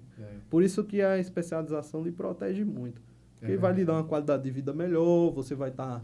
Se você é especialista, você está num ambiente geralmente mais estruturado, com mais recursos, entendeu? Você está lidando com algo mais selecionado. Quando você está numa UPA, você está num hospital de emergência, assim, de interior, você está muito exposto a tudo acontecer e às vezes você chega a uma coisa que você ou não tem um domínio para aquilo ou você não tem um recurso. E ter que apostar na regulação e ficar esperando uma regulação para salvar você e o paciente. Que é a regulação? A regulação é esse processo em que o paciente está, por exemplo, internado na UPA do Senhor do Bonfim, só que ele teve uma fratura ou teve um trauma importante que precisa de uma cirurgia e essa cirurgia não tem em Bonfim. Aí ele precisa ser transferido para uma outra unidade em que tem o recurso. O cirurgião, o exame que seja necessário. Então, o processo de transferência é via regulação. Para ser algo organizado, né? Você não chegar e pegar uma pessoa aqui no meio da rua e levar para lá, sem ter todo o processo de avaliação, trâmite burocrático, né? Para organizar os fluxos de saúde tem a regulação. É uma pergunta interessante porque a gente ouve muito, mas as pessoas não sabem o que fulano tá na regulação, né? Regulando o quê? Tá esperando a regulação para não sei aonde, chama fulano de tal para tentar ajudar. Eu tenho um amigo que ele fez biologia, e aí ele já fez um mestrado, depois fez um doutorado. Aí a mãe dele comentou na cidade, né? Na minha cidade. Disse, não, meu filho fez um doutorado, já terminou, agora ele é doutor. E aí a senhorinha disse, ele tá trabalhando, ele já tem nem que hospital. O cara fez doutorado. É osso. É osso. Ele trabalha onde? Léo, como é que tá o mercado de trabalho atualmente? Tem concurso para médico, não tem? Tem. Muito bom. E, inclusive, eu recomendo bastante, porque... Nossa profissão, por muitos anos, não se atentou muito a isso, não se apegou a essa questão de concurso, mas hoje acho que os colegas estão um pouco mais atentos a isso, querendo... Porque é estabilidade, né? Porque é estabilidade, né? A gente não sabe como vai ser o futuro, tendo em vista que o número de médicos está aumentando e existe essa questão da formação. E também você precisa ter um regime de trabalho seguro. A medicina passa por um processo muito difícil hoje, que é a pejotização. Você é contratado por pessoa jurídica, não pessoa física. Você tem que abrir uma empresa para prestar serviço. Isso é para fugir de problemas trabalhistas. Então, né? você... responsabilidades trabalhistas. Você, como pessoa jurídica, contratado, eu acho que quase todos os serviços, assim, de modo geral, contrata os médicos via pessoa jurídica, né? É muito raro um serviço contratar CLT, pessoa física. Mesmo. E hoje em dia é assim. Isso desde que eu me formei. Isso traz, por um lado, você vai ganhar um pouquinho mais porque você não vai ter aquela coleta de imposto. Mas ilusório, né? Porque de algum momento vai ser taxado isso, ou você vai passar para o seu contador, algum recurso, ou sua empresa vai ser taxada, enfim. Sim. Mas existe essa ideia de que pessoa jurídica paga menos imposto, então eu vou ser por pessoa jurídica. E eu vou ganhar um pouquinho mais, então, por conta disso. Porque não vou ter os impostos retidos da pessoa física. Só que, por outro lado, você perde direitos trabalhistas, que são importantes. Férias, 13º, auxílio-doença, moradias. Então, você é pessoa jurídica, trabalha como médico em um hospital X e está ali dando seus plantões e ganhando dinheiro sem aquele imposto que vai ser retido, mas você sofre um acidente no caminho e se lascou. Porque o hospital lá não vai lhe dizer, ei, eu vou ficar aqui pagando o seu salário enquanto você está afastado. Né? Ou é mulher gestante, né? Mulher fica gestante, tem que se afastar para poder ter a criança. Tudo. Parou de trabalhar, acabou o dinheiro. Acabou a fonte. Então, acabou a fonte, verdade. Hoje, eu já estava vislumbrando isso, então corri atrás de fazer meu concurso. Graças a Deus sou concursado hoje e ganho meu salário certinho e tenho essa segurança, né? Obviamente, eu tenho outros trabalhos, que é pessoa jurídica, mas acredito que esse trabalho, pessoa física, um regime CLT, concursado, isso lhe dá uma estabilidade, uma segurança financeira muito importante, Sim, né? com certeza. Mas é basicamente isso. Mas aí, acho que ainda dura muitos anos aí o mercado aquecido como tá. Vai Cara, chegar um momento que vai... Na verdade, já, por exemplo, como eu falei, né, quase 450 cursos de medicina no país, 20 mil alunos aí, mais de 20 mil alunos matriculados. Então, eu acredito que vai chegar um momento que vai saturar um pouco, né, o mercado. E aí, quem se destacou, quem se especializou, se qualificou, é lógico que vai continuar mantendo alto padrão, com uma carga horária melhor, um valor de consulta melhor e tal. Eu acho que a grande chave é esse o ponto, né? Que você falou, a especialização, a residência. Uhum.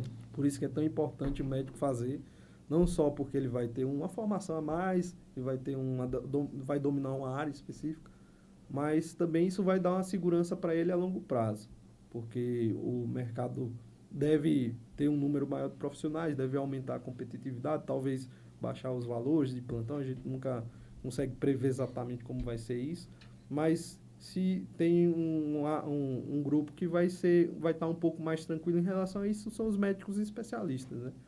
Então, também foi uma estratégia que eu já tive desde que eu terminei o curso. Vou entrar logo numa especialização. Tu descobriu que queria fazer hematologia na graduação? No finalzinho da graduação, Eu pensava em fazer cirurgia, já estava bem convicto que ia fazer cirurgia, mas eu tive alguns professores que eram hematologistas, que são pessoas fantásticas, assim, brilhantes, e eu achava uma especialidade muito difícil. É tão difícil que você ouve pouco, né? Você fala pouco, porque é muito complexo, né? E eu gostei do desafio, assim, cara, rapaz, é difícil, se é difícil é para mim, eu vou tentar fazer esse negócio aí, porque é uma profissão, é uma especialização que tem poucos aqui em Bonfim, agora que tem um hematologista, doutora Érica, até pouco tempo não tinha, acho que Campo Formoso não tem, Jacobina, essa região toda não tem. Quando eu me formei em Petrolina, só tinham 5 hematologistas para toda a região do Vale de São Francisco. Então, eu falei, é um campo que ainda está muito aberto, é um campo difícil, é difícil de acessar, tem poucos profissionais, é difícil de entender, as doenças são super interessantes, existe uma gama enorme de possibilidades de você trabalhar na hematologia. Você pode coordenar um banco de sangue, trabalhar no Hemoba, por exemplo, né? Com transfusões, com pacientes doadores de sangue. Você pode trabalhar com transplante, você pode trabalhar com câncer, com leucemia, você pode trabalhar com anemia falciforme, você pode trabalhar com diversas doenças, então, e são doenças muito difíceis, é muito interessante de estudar, e eu acabei decidindo já no finalzinho da graduação. Mas você perguntou o que mesmo, pai? Como está no mercado de trabalho. Só que aí o mercado de trabalho, então, por exemplo, como hematologista, existe uma dificuldade de você ampliar esse mercado, ter um número muito grande de profissionais desse campo, porque você tem que fazer a especialização para isso, né? As vagas de residência não são tão grandes assim. Uhum. Então, isso já cria um certo filtro. E a própria dificuldade da especialização, não só da minha, mas das outras também, você tem que se dedicar um tempo a mais, não é só chegar a pagar e passar, que nem em algumas faculdades de medicina, você tem que fazer todo um processo de preparação, fazer uma prova novamente, competir com outros colegas, passar, se mudar, morar, outra graduação, e uma graduação difícil, porque você está ali no trabalho do dia a dia, você está sendo cobrado, então isso filtra muito, né? Uhum. Então eu ainda vejo um mercado bom. Eu sei que para o médico generalista, como a gente falou, que é o cara que acabou de sair da faculdade, vai ter uma dificuldade maior. Antigamente você formava e você já ganhava um trabalho logo de cara, às vezes antes de você trabalhar. Rapaz, hoje não está assim. É mesmo? Quer dizer que tem médico desempregado. Tem médico desempregado hoje. Rapaz, agora aí me surpreendeu, eu não imaginava. Hoje tem médico desempregado. Caramba, e eu não é só coisa de ouvir falar, não. Coisa que eu vejo, assim, de colegas que se formaram e estão batendo a cabeça, assim, procurando um emprego hoje. Claro que se você for, sei lá, para o interior de Remanso, Pilão Arcado, uns interior assim, bem... Você vai encontrar um espaço para você, porque ainda existe muita disponibilidade, né? nesses interiores, interior dos interiores, né? Uhum. Porque ainda existe uma escassez de profissional. Sim. Mas nessas cidades capitais e nessas cidades já com certo grau de desenvolvimento, Juazeiro, Petrolina, Feira de Santana, até por aqui, Bonfim, já tem uma certa dificuldade de Tem você muito conseguir profissional, né? emprego. E tá suprindo a demanda. Imagine aqui, você tem algumas faculdades de medicina. Tem a Agis em Jacobina, Sim. tem em Juazeiro tem uma, Irecê. em Petrolina tem outra, Irecê tem uma, agora no interior de Feira. Araripina tem outra, Feira. Então, só nesse raio aqui, já tem bastante gente se formando agora. E vai cada vez mais ficar difícil, assim que você sai da faculdade, você conseguir um acesso a um bom... E outra, você vai conseguir trabalhar, mas aí você já não vai trabalhar naqueles serviços que são tão bons, né? E nem escolher. Nem escolher. Aí você vai ter que eu pegar... quero trabalhar na cidade e tal. Vai chegar lá, os hospitais estão todos já lotados de profissionais. Eu conheci casos, e eu vi casos de colegas que se formaram, principalmente o pessoal da velha guarda, mais antigo, que se formava e ganhava, e virava diretor de um hospital, assim, do nada, assim. Acabava de se formar e já ganhava um negócio assim, uma posição social, assim. Tinha pouco profissional. Né? O cara já ganhava a direção do hospital, um trabalho importante, assim, de destaque. De destaque em algum município, e hoje tem sido cada vez mais difícil, né? A próxima pergunta era sobre isso, né? As perspectivas do futuro da profissão. A gente já falou sobre isso. Já.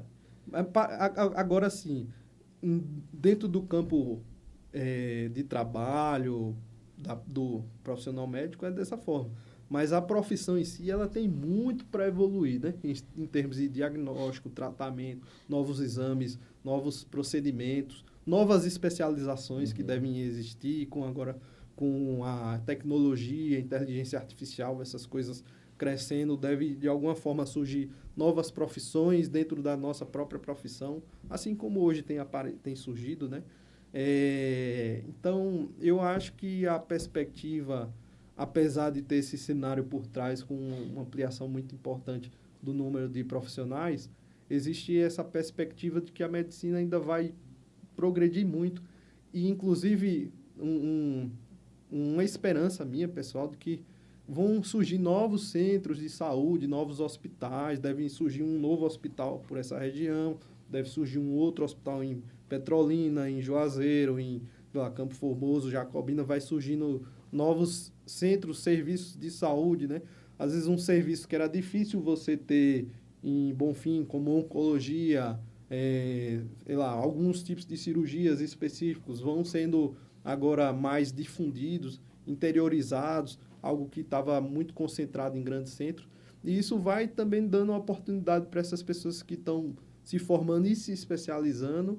Esses profissionais estão sendo bem formados, eles conseguirem chegar nesses serviços e a sociedade ganhar também. Porque ganha novos instrumentos, né? Novos equipamentos de saúde com outros profissionais bem formados que antes eram difíceis de serem vistos. Então, acho que o futuro também é muito bom, de um modo geral, para a sociedade, né? Sim, verdade. Como é que a tua família lida com o teu trabalho lá? Tua mãe vai ficar na felicidade. Minha mãe, ela é bem tranquila em relação a isso. Ela nunca fez muita festa por eu ser médico. Também nunca foi negligente. Minha mãe me vê como o filho dela. Né, meu filho? É o menino que jogava bola ali Pronto. Minha mãe tem visão de mãe. Ela não me vê como profissional médico, por exemplo. Mas liga pra perguntar, eu tô com a dor ela aqui. Pergunta aí no telefone, de vez em quando. Aqui. Mas aonde, mãe? Assim como minha esposa, né? Minha esposa sabe, ela tá ali na prática comigo, ela é enfermeira. Sim. Então, ela tem uma ideia de que a profissão é difícil, ela vê o dia a dia, como é trabalhoso. Hoje ela entende mais, às vezes, a ausência, assim, os tempos que eu passo fora no trabalho, o atraso, o cansaço, o desgaste. Às vezes que eu digo, eu vou almoçar em casa no almoço, às vezes quando eu digo, eu vou jantar e chego atrasado e a gente janta tarde, enfim. Ela tem um pouco, ela já conseguiu compreender, ela sempre viu essa minha luta para conseguir ser médica, a gente já namora desde o início, quando eu não estava nem na faculdade ainda, desde o cursinho. Então, ela pegou todo esse processo e para ela foi mais fácil absorver, né?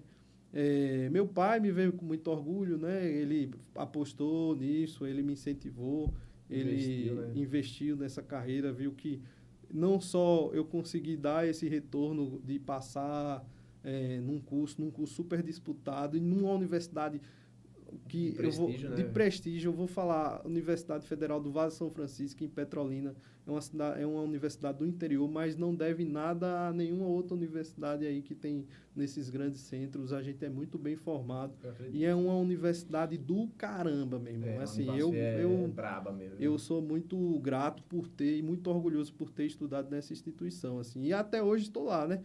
Hoje eu trabalho no hospital que é vinculado à Univasf. É verdade. Onde eu atuo, de certa forma, como ensinando outros alunos que ali estão fazendo sua graduação. Você então, é prata da casa. Eu tô lá, eu voltei. Eu falei, eu tenho o meu projeto, eu vou terminar e vou voltar. E eu consegui voltar. Muito bom. Então, eu acho que minha família também vê com muito orgulho, assim, essa minha capacidade de ter conseguido chegar e ainda caminhar mais para frente, fez especialização, fez outra especialização, conseguiu voltar, se estabelecer em serviços importantes de Juazeiro e Petrolina, que são duas grandes cidades da região. Né? E sem dever nada para ninguém, fazendo um trabalho muito honesto, muito bem feito, seguro, entendeu? E eu acho que eu consegui dar isso para minha família, assim, o que eles pensaram, projetaram para mim, né? É muito bom, gratificante, e eu quero que isso seja um incentivo para outras pessoas também, né? Se a gente tem essa oportunidade de conseguir ir atrás e tem esse objetivo em mente, eu acho que a gente tem que ser incentivado de alguma forma, seja pelos familiares, pelos amigos, pelos colegas de trabalho. A gente tem que ter essa oportunidade e esse incentivo de conseguir realizar aquilo que a gente se propõe a fazer na vida. Né? Verdade. Léo, qual o conselho que você dá assim para... Você acabou de começar já, né? O conselho que você quer dar assim para quem quer fazer medicina? O cara tá no primeiro ano do ensino médio, ele vai terminar aí daqui a mais 2 anos. Se eu quero ser médico. Uma criança, né? O meu filho mesmo, ele quer ser médico. Já tem alguns anos que ele fala, não, eu quero ser médico. Você não mudou de opinião ainda não? Ele, não, eu quero ser médico. Então, qual o conselho para quem vai assistir essa entrevista e pensa em um dia, ou muito breve, daqui 1 ano, 2 anos, fazer medicina? Já tem que começar a se preparar agora, inclusive. Né? Você tem que olhar para si e ver se essa é a sua escolha de vida, sendo essa, medicina ou qualquer outra profissão. Mas para a medicina é importante isso. Você tem que fazer um projeto. Eu fiz um projeto, um planejamento. Eu tenho que fazer uma prova no final do ano e eu tenho que passar nessa prova. Quais são os recursos que eu tenho em mãos para poder chegar e fazer uma prova boa, né? E independente se é fácil ou difícil, se vai conseguir ou não, você tem que bolar um projeto, um plano e ir atrás desse plano, cumprir a regra, entendeu? Eu fiz um projeto para mim, eu vou ser médico, eu vou passar. Ah, mas você estudou na Sacramentina, estudou no interior e... Não quero saber, meu irmão. Eu vou sentar aqui, a bunda na cadeira, eu vou estudar o tanto de tempo que for necessário para poder chegar nesse objetivo. Então, eu tracei um plano, eu criei um projeto. O meu projeto era tentar iniciar um cronograma de estudos, estudar as provas que eu ia fazer, ver como elas eram elaboradas, ver como elas eram organizadas e, a partir daí, criar estratégias para que esse plano fosse concluído. Às vezes você tem que ser um pouco objetivo, assim, né?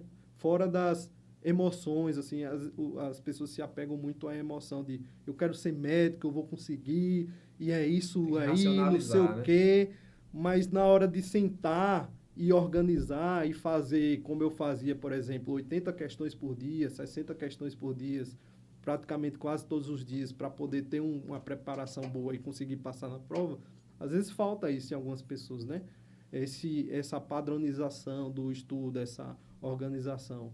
Então, as pessoas não querem pagar o custo, na verdade. Né? Você tem um sonho, tem um destino, mas você não quer passar pelo processo de chegar lá. Exatamente. E o processo tem que ser elaborado, organizado, planejado. Tudo é uma questão de estratégia. Então, o conselho que eu tenho é esse. Você primeiro tem que conhecer a si mesmo, né? Importante. Conhece-te a ti mesmo, né? Existe esse aforisma filosófico. porque é algo extremamente importante você saber quem é você e o que você quer para o seu futuro.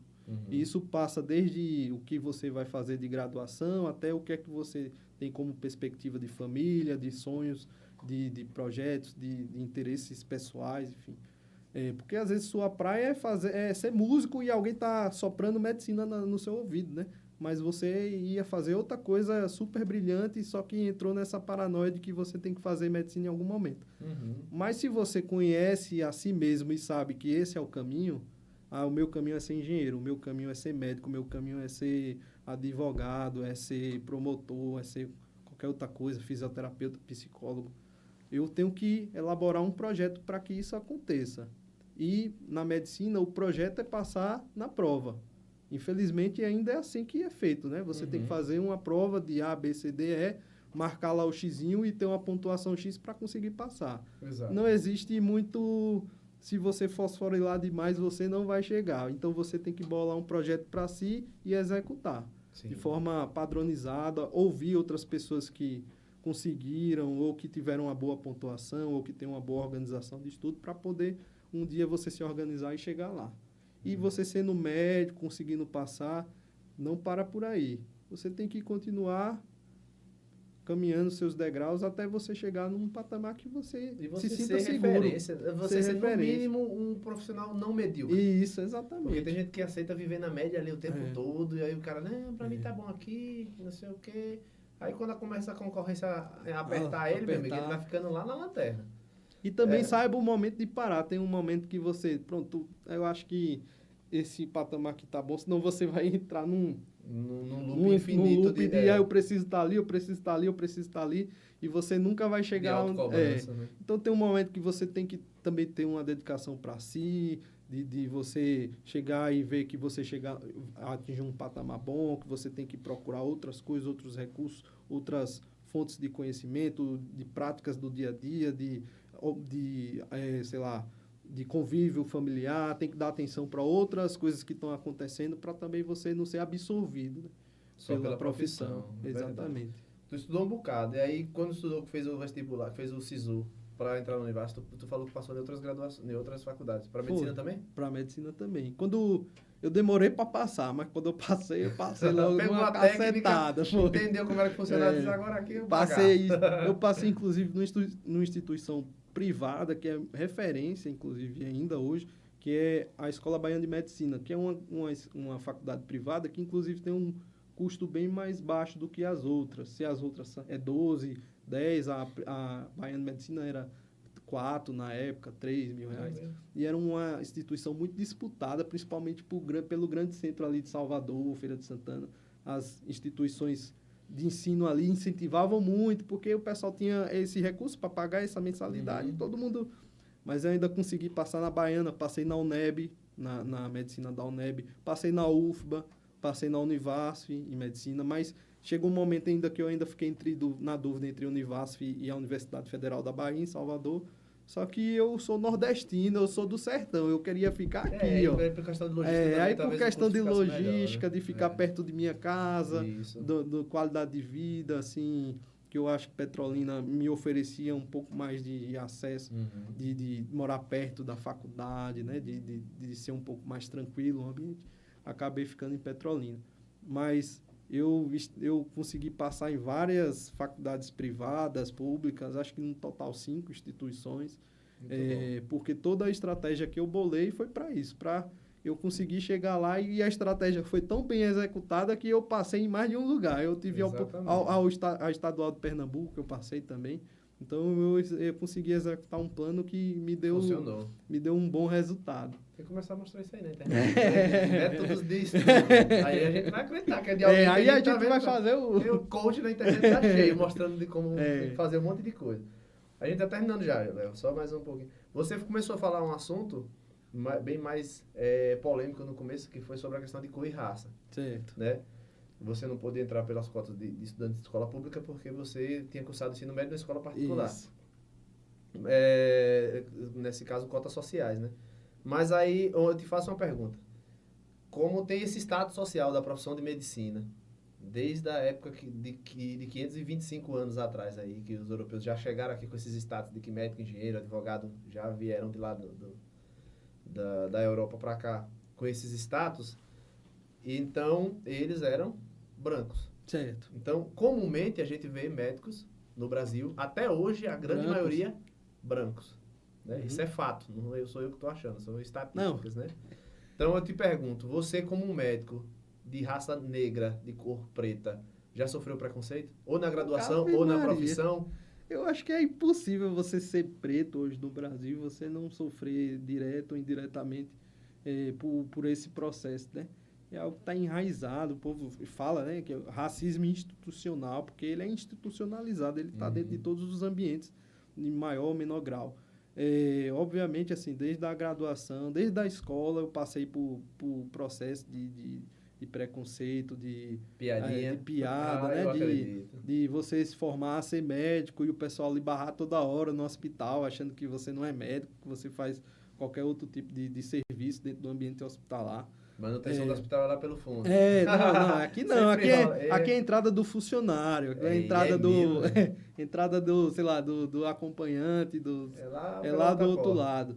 Então, e mesmo assim, você se vestindo bem, você estando com o jaleco na mão, às vezes você passa por esse tipo de coisa. Pedir pra olhar o crachá. Cadê o crachá aí? Eu sou paranoico do crachá, meu irmão. Tenho mesmo? medo de ser parado, sem crachá. Já tá saturado dessa vergonha. Minha mulher já, fica assim, oxe, pra que tanto esse negócio Porque de crachá? Meu irmão, eu tenho que andar com crachá. Porque eu sou eu era guri, eu era menino, e meu pai me dizia que eu tinha que andar com identidade na carteira. Aí eu ficava assim, ele falava, rapaz, se a polícia lhe parar, você tem que mostrar a identidade. Aí, e a polícia vai me parar por quê? Porque você tá andando na rua, meu irmão. Você é preto, você tá andando na rua, você tem que se ligar nisso. Que maldade, mas desde então você já que fica maldade. com isso assim, pô, eu tenho que andar com um crachá no bolso, que alguém vai me parar, entendeu? Se você for... A gente dá risada, mas o negócio é punk, não, viu, velho? É foda. Eu vejo assim, por exemplo... Foi muito comum, inclusive nas residências que eu fiz, eu ir para um encontro assim de médicos, um jantar, uma aula com outros colegas e eu ser o único preto dali, ou eu e mais dois, entendeu? Eu ficava bizarro, eu achava bizarro eu estar em Salvador, que é um contingente populacional preto assim enorme, acho que é o maior contingente de população fora da África, fora da né? África, sim, exato. E você ia para uma reunião assim e só tinha gente branca, meu irmão. E assim, pô, você fica, cara, parece que... o Cris no colo você sentia assim, né? Que uma sensação de, rapaz, talvez, será que é pra eu estar aqui mesmo, né? Você Caramba, se sente se meio isso. Fora da caixa, assim, né? Pô, fora da caixa no sentido de você não se sente pertencente àquilo ali. Aquela realidade. Até não só por uma questão de cor de pele também, mas por uma questão de coisas de vida, assim, que você viu na infância, que você teve de hábito na infância, conversou. O pessoal tava falando de viagem pro exterior, de roupa X, marca Y, entendeu? Outra condição social. Uma conversa de um patamar social que eu não tinha acesso, né? Uhum. Eu jogava bola descalço na rua, eu tomava banho de chuva, eu jogava gude, criança do entendeu? interior, normal. Coisa normal, e eu não tinha grandes viagens internacionais durante meus períodos de férias, não tinha cinema, não tinha nada disso, entendeu? Então... E a galera lá, um monte de burguês, de playboy que costumava soltar pipa no ventilador do apartamento. Uma conversa assim, totalmente... Então, eu acho que você ser médico preto, principalmente quando você fez especialização e você está num certo patamar diante da sociedade médica um pouco, assim, digamos, mais diferente, né? Uhum. Você fica assim, pô, você fica meio sozinho, eu imagino. Acredito. Entendeu? E é até difícil você ter acesso às pessoas no sentido de comunicação, né? De você sintonizar o que você está conversando com o que ela está conversando. As visões de mundo são muito diferentes. A forma como você lida com os pacientes é, inclusive, diferente. É mesmo? os pacientes tendem a falar que eu converso mais, por exemplo, que Tem mais abertura para conversar com você. que eu, sei lá, pego mais, assim, abraço uma pessoa um pouco mais carinhosa, sei lá, que eu consigo ouvir mais, por exemplo, que uma coisa que a profissão médica tirou muito é a capacidade de escutar a pessoa, né? De você ouvir o que aquela pessoa está falando. É porque às vezes você como profissional fica meio robotizado e você acaba enxergando o paciente como uma doença dele e não como um ser humano que está adoecido. Sim. E isso é algo que precisa ser corrigido porque você acaba tirando a parte humanizada da profissão. Imagina. Né? Então, eu acho que toda essa dinâmica social que eu tive, por ser preto, por ser do interior, do Nordeste, de ter uma formação pessoal, né, uma construção totalmente diferente, assim, fora da medicina, inclusive, eu não tinha familiares médicos, né, isso talvez tenha dado mais humanidade, né, imagino. Sim. E por outro lado, também eu vejo que a falta de outros colegas, assim, da minha cor, né, principalmente, às vezes até tem o cara médico preto, a médica preta, mas ela não está ali num ponto de destaque. Ela não é chefe do serviço, ela não coordena os outros colegas médicos, entendeu? Né? Às vezes você tem o médico ali, mas parece que ele é figurante, né? O médico preto está ali como cumprindo tabela. Tem que ter um preto aqui, vamos botar esse. Entendeu? Caramba. Então, às vezes você tem essa sensação, né? Eu não sei se é só comigo, se é uma coisa da minha cabeça, acho que talvez outros colegas tenham isso. Acredito que isso tem melhorado, como eu falei, com melhor acesso a outras pessoas, mas é algo que ainda está aí e precisa ser combatido, né? Sim. Devagarzinho a gente vai fazendo nosso trabalho bem feito, mostrando que a gente sabe trabalhar bem, né? E eu acredito muito nisso, que a gente vai melhorar nesse sentido. Eu tenho um amigo que ele é advogado, Marcelo de Assis, o nome dele, é advogado lá em Feira de Santana. E ele já me relatou, eu fui na formatura dele em 2018, e ele já me relatou várias situações como essa, de chegar na delegacia ali para uma ocorrência, e o delegado pedia a credencial dele, da OAB, né? Porque ele é preto, ainda é pequenininho, cadê o advogado? Ele, não, eu sou advogado. Você não é advogado. Duvidar mesmo. Me dê aí sua carteirinha aí. Mas não confiar na palavra do cara, não, por causa da aparência. Mas eu ainda lhe digo uma coisa. Essa questão da representatividade, né? Ela por si só não resolve o problema. Eu acho que Malcolm X falava muito isso. Ele até era contra esse negócio de tem que ter mais médico preto, tem que ter mais... Porque isso, às vezes, vai tapar um fundo que está todo ruim por trás, né?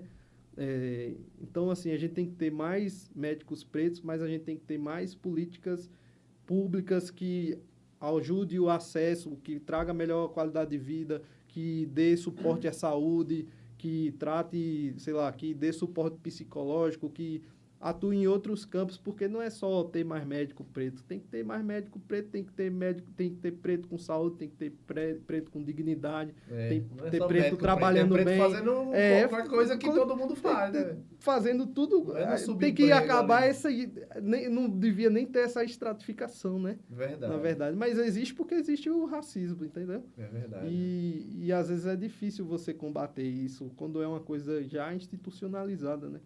Então, você teria que ter toda uma mudança social, de toda a dinâmica social, porque até a forma como, para além da medicina, né? Se você está na rua portando uma certa quantidade de drogas, se você for branco, você é liberado e considerado usuário. Se você é preto, você é preso e considerado traficante. Então, vai além dessa questão de ser preto médico, profissão que você exerce, né? Vai até como a justiça nos enxerga, né? Então, acho que terrível, terrível isso aí. Eu sei que eu vou ter que ficar driblando isso, porque né? eu não sou, então eu também eu não tenho lugar de fala, né? Como eu já lhe falei, quem sabe a dor é a pessoa que vivenciou aquela situação. Mas eu imagino que realmente seja muito difícil. Mas a gente vai driblando devagarzinho ali, dando... Dá uma carteirada de vez em quando. Não, meu patrão, tá precisando do quê? Porque senão, meu amigo, nego multa nas costas. A galera não brinca, não. É isso. Léo, eu faço sua apresentação final, suas redes sociais, se você tem alguma rede social corporativa, sei lá, que você divulga seu trabalho como hematologista ou Boas aventuras.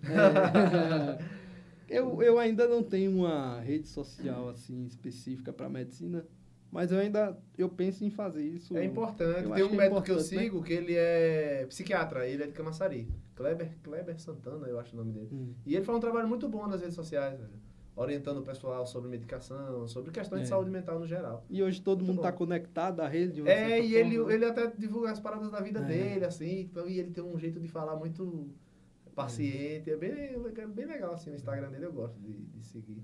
Velho, é sobre essa questão da sua ascensão profissional, até, a gente tem outro programa aqui no canal, né, gente que admira, gosta e acredita, que é da música de Racionais também. Sim. Né? Gente que admira, gosta e acredita, brigaram por justiça e paz, levou tiro. O nome do programa é esse, gente que admira, gosta e acredita.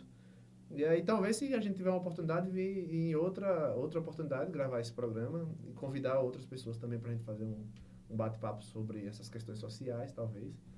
E profissão, né? Enfim, ficar um bate-papo sem ser meio que roteirizado, mas mais dinâmico, assim.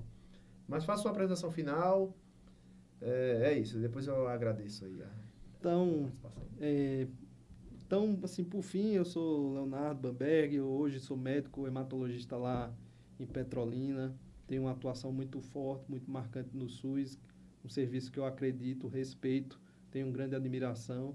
Eu acho que todo mundo deveria apoiar o SUS no Brasil, né? Sim. Eu acho, na verdade, uma bizarrice você ser contra o SUS ou ter qualquer tipo de fala ou campanha contra essa ferramenta tão importante na nossa sociedade.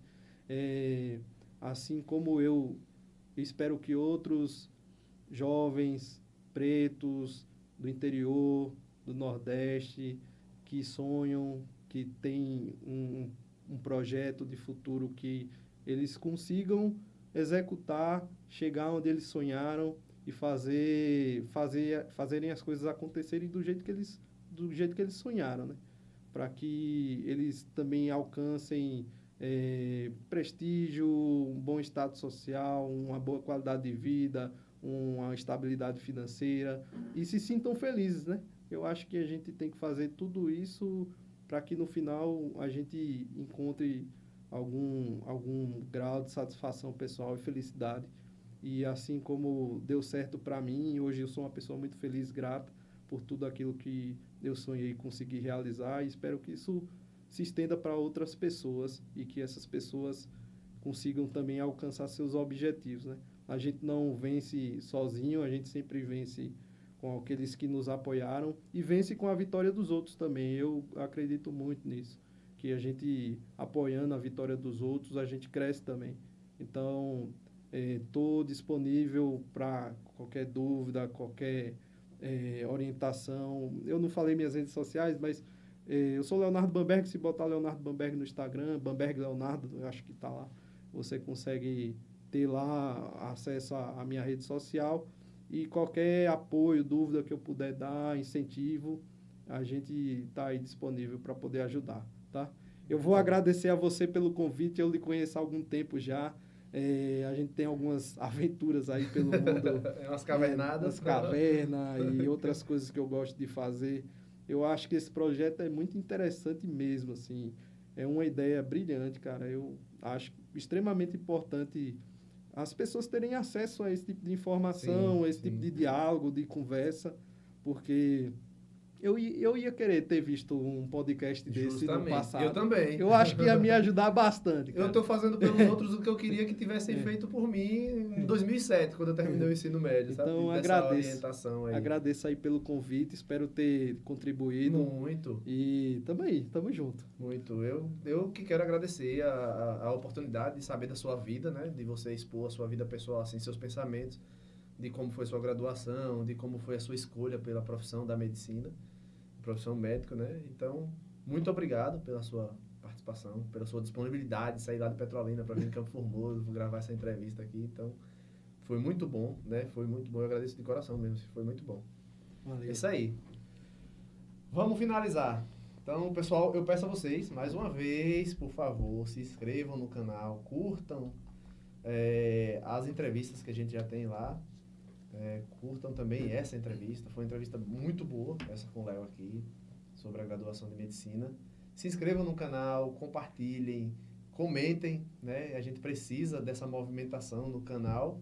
Tá indo muito bem, eu fico muito feliz assim pelo retorno positivo que tem tido. A ideia realmente é muito boa, eu fico feliz de poder fazer esse programa e ajudar esses jovens que estão terminando o ensino médio e ainda não escolheram a profissão, ou os adultos que querem mudar de carreira ali ao longo da vida. Mas é isso, pessoal. Eu agradeço demais a vocês e é isso aí. Até mais.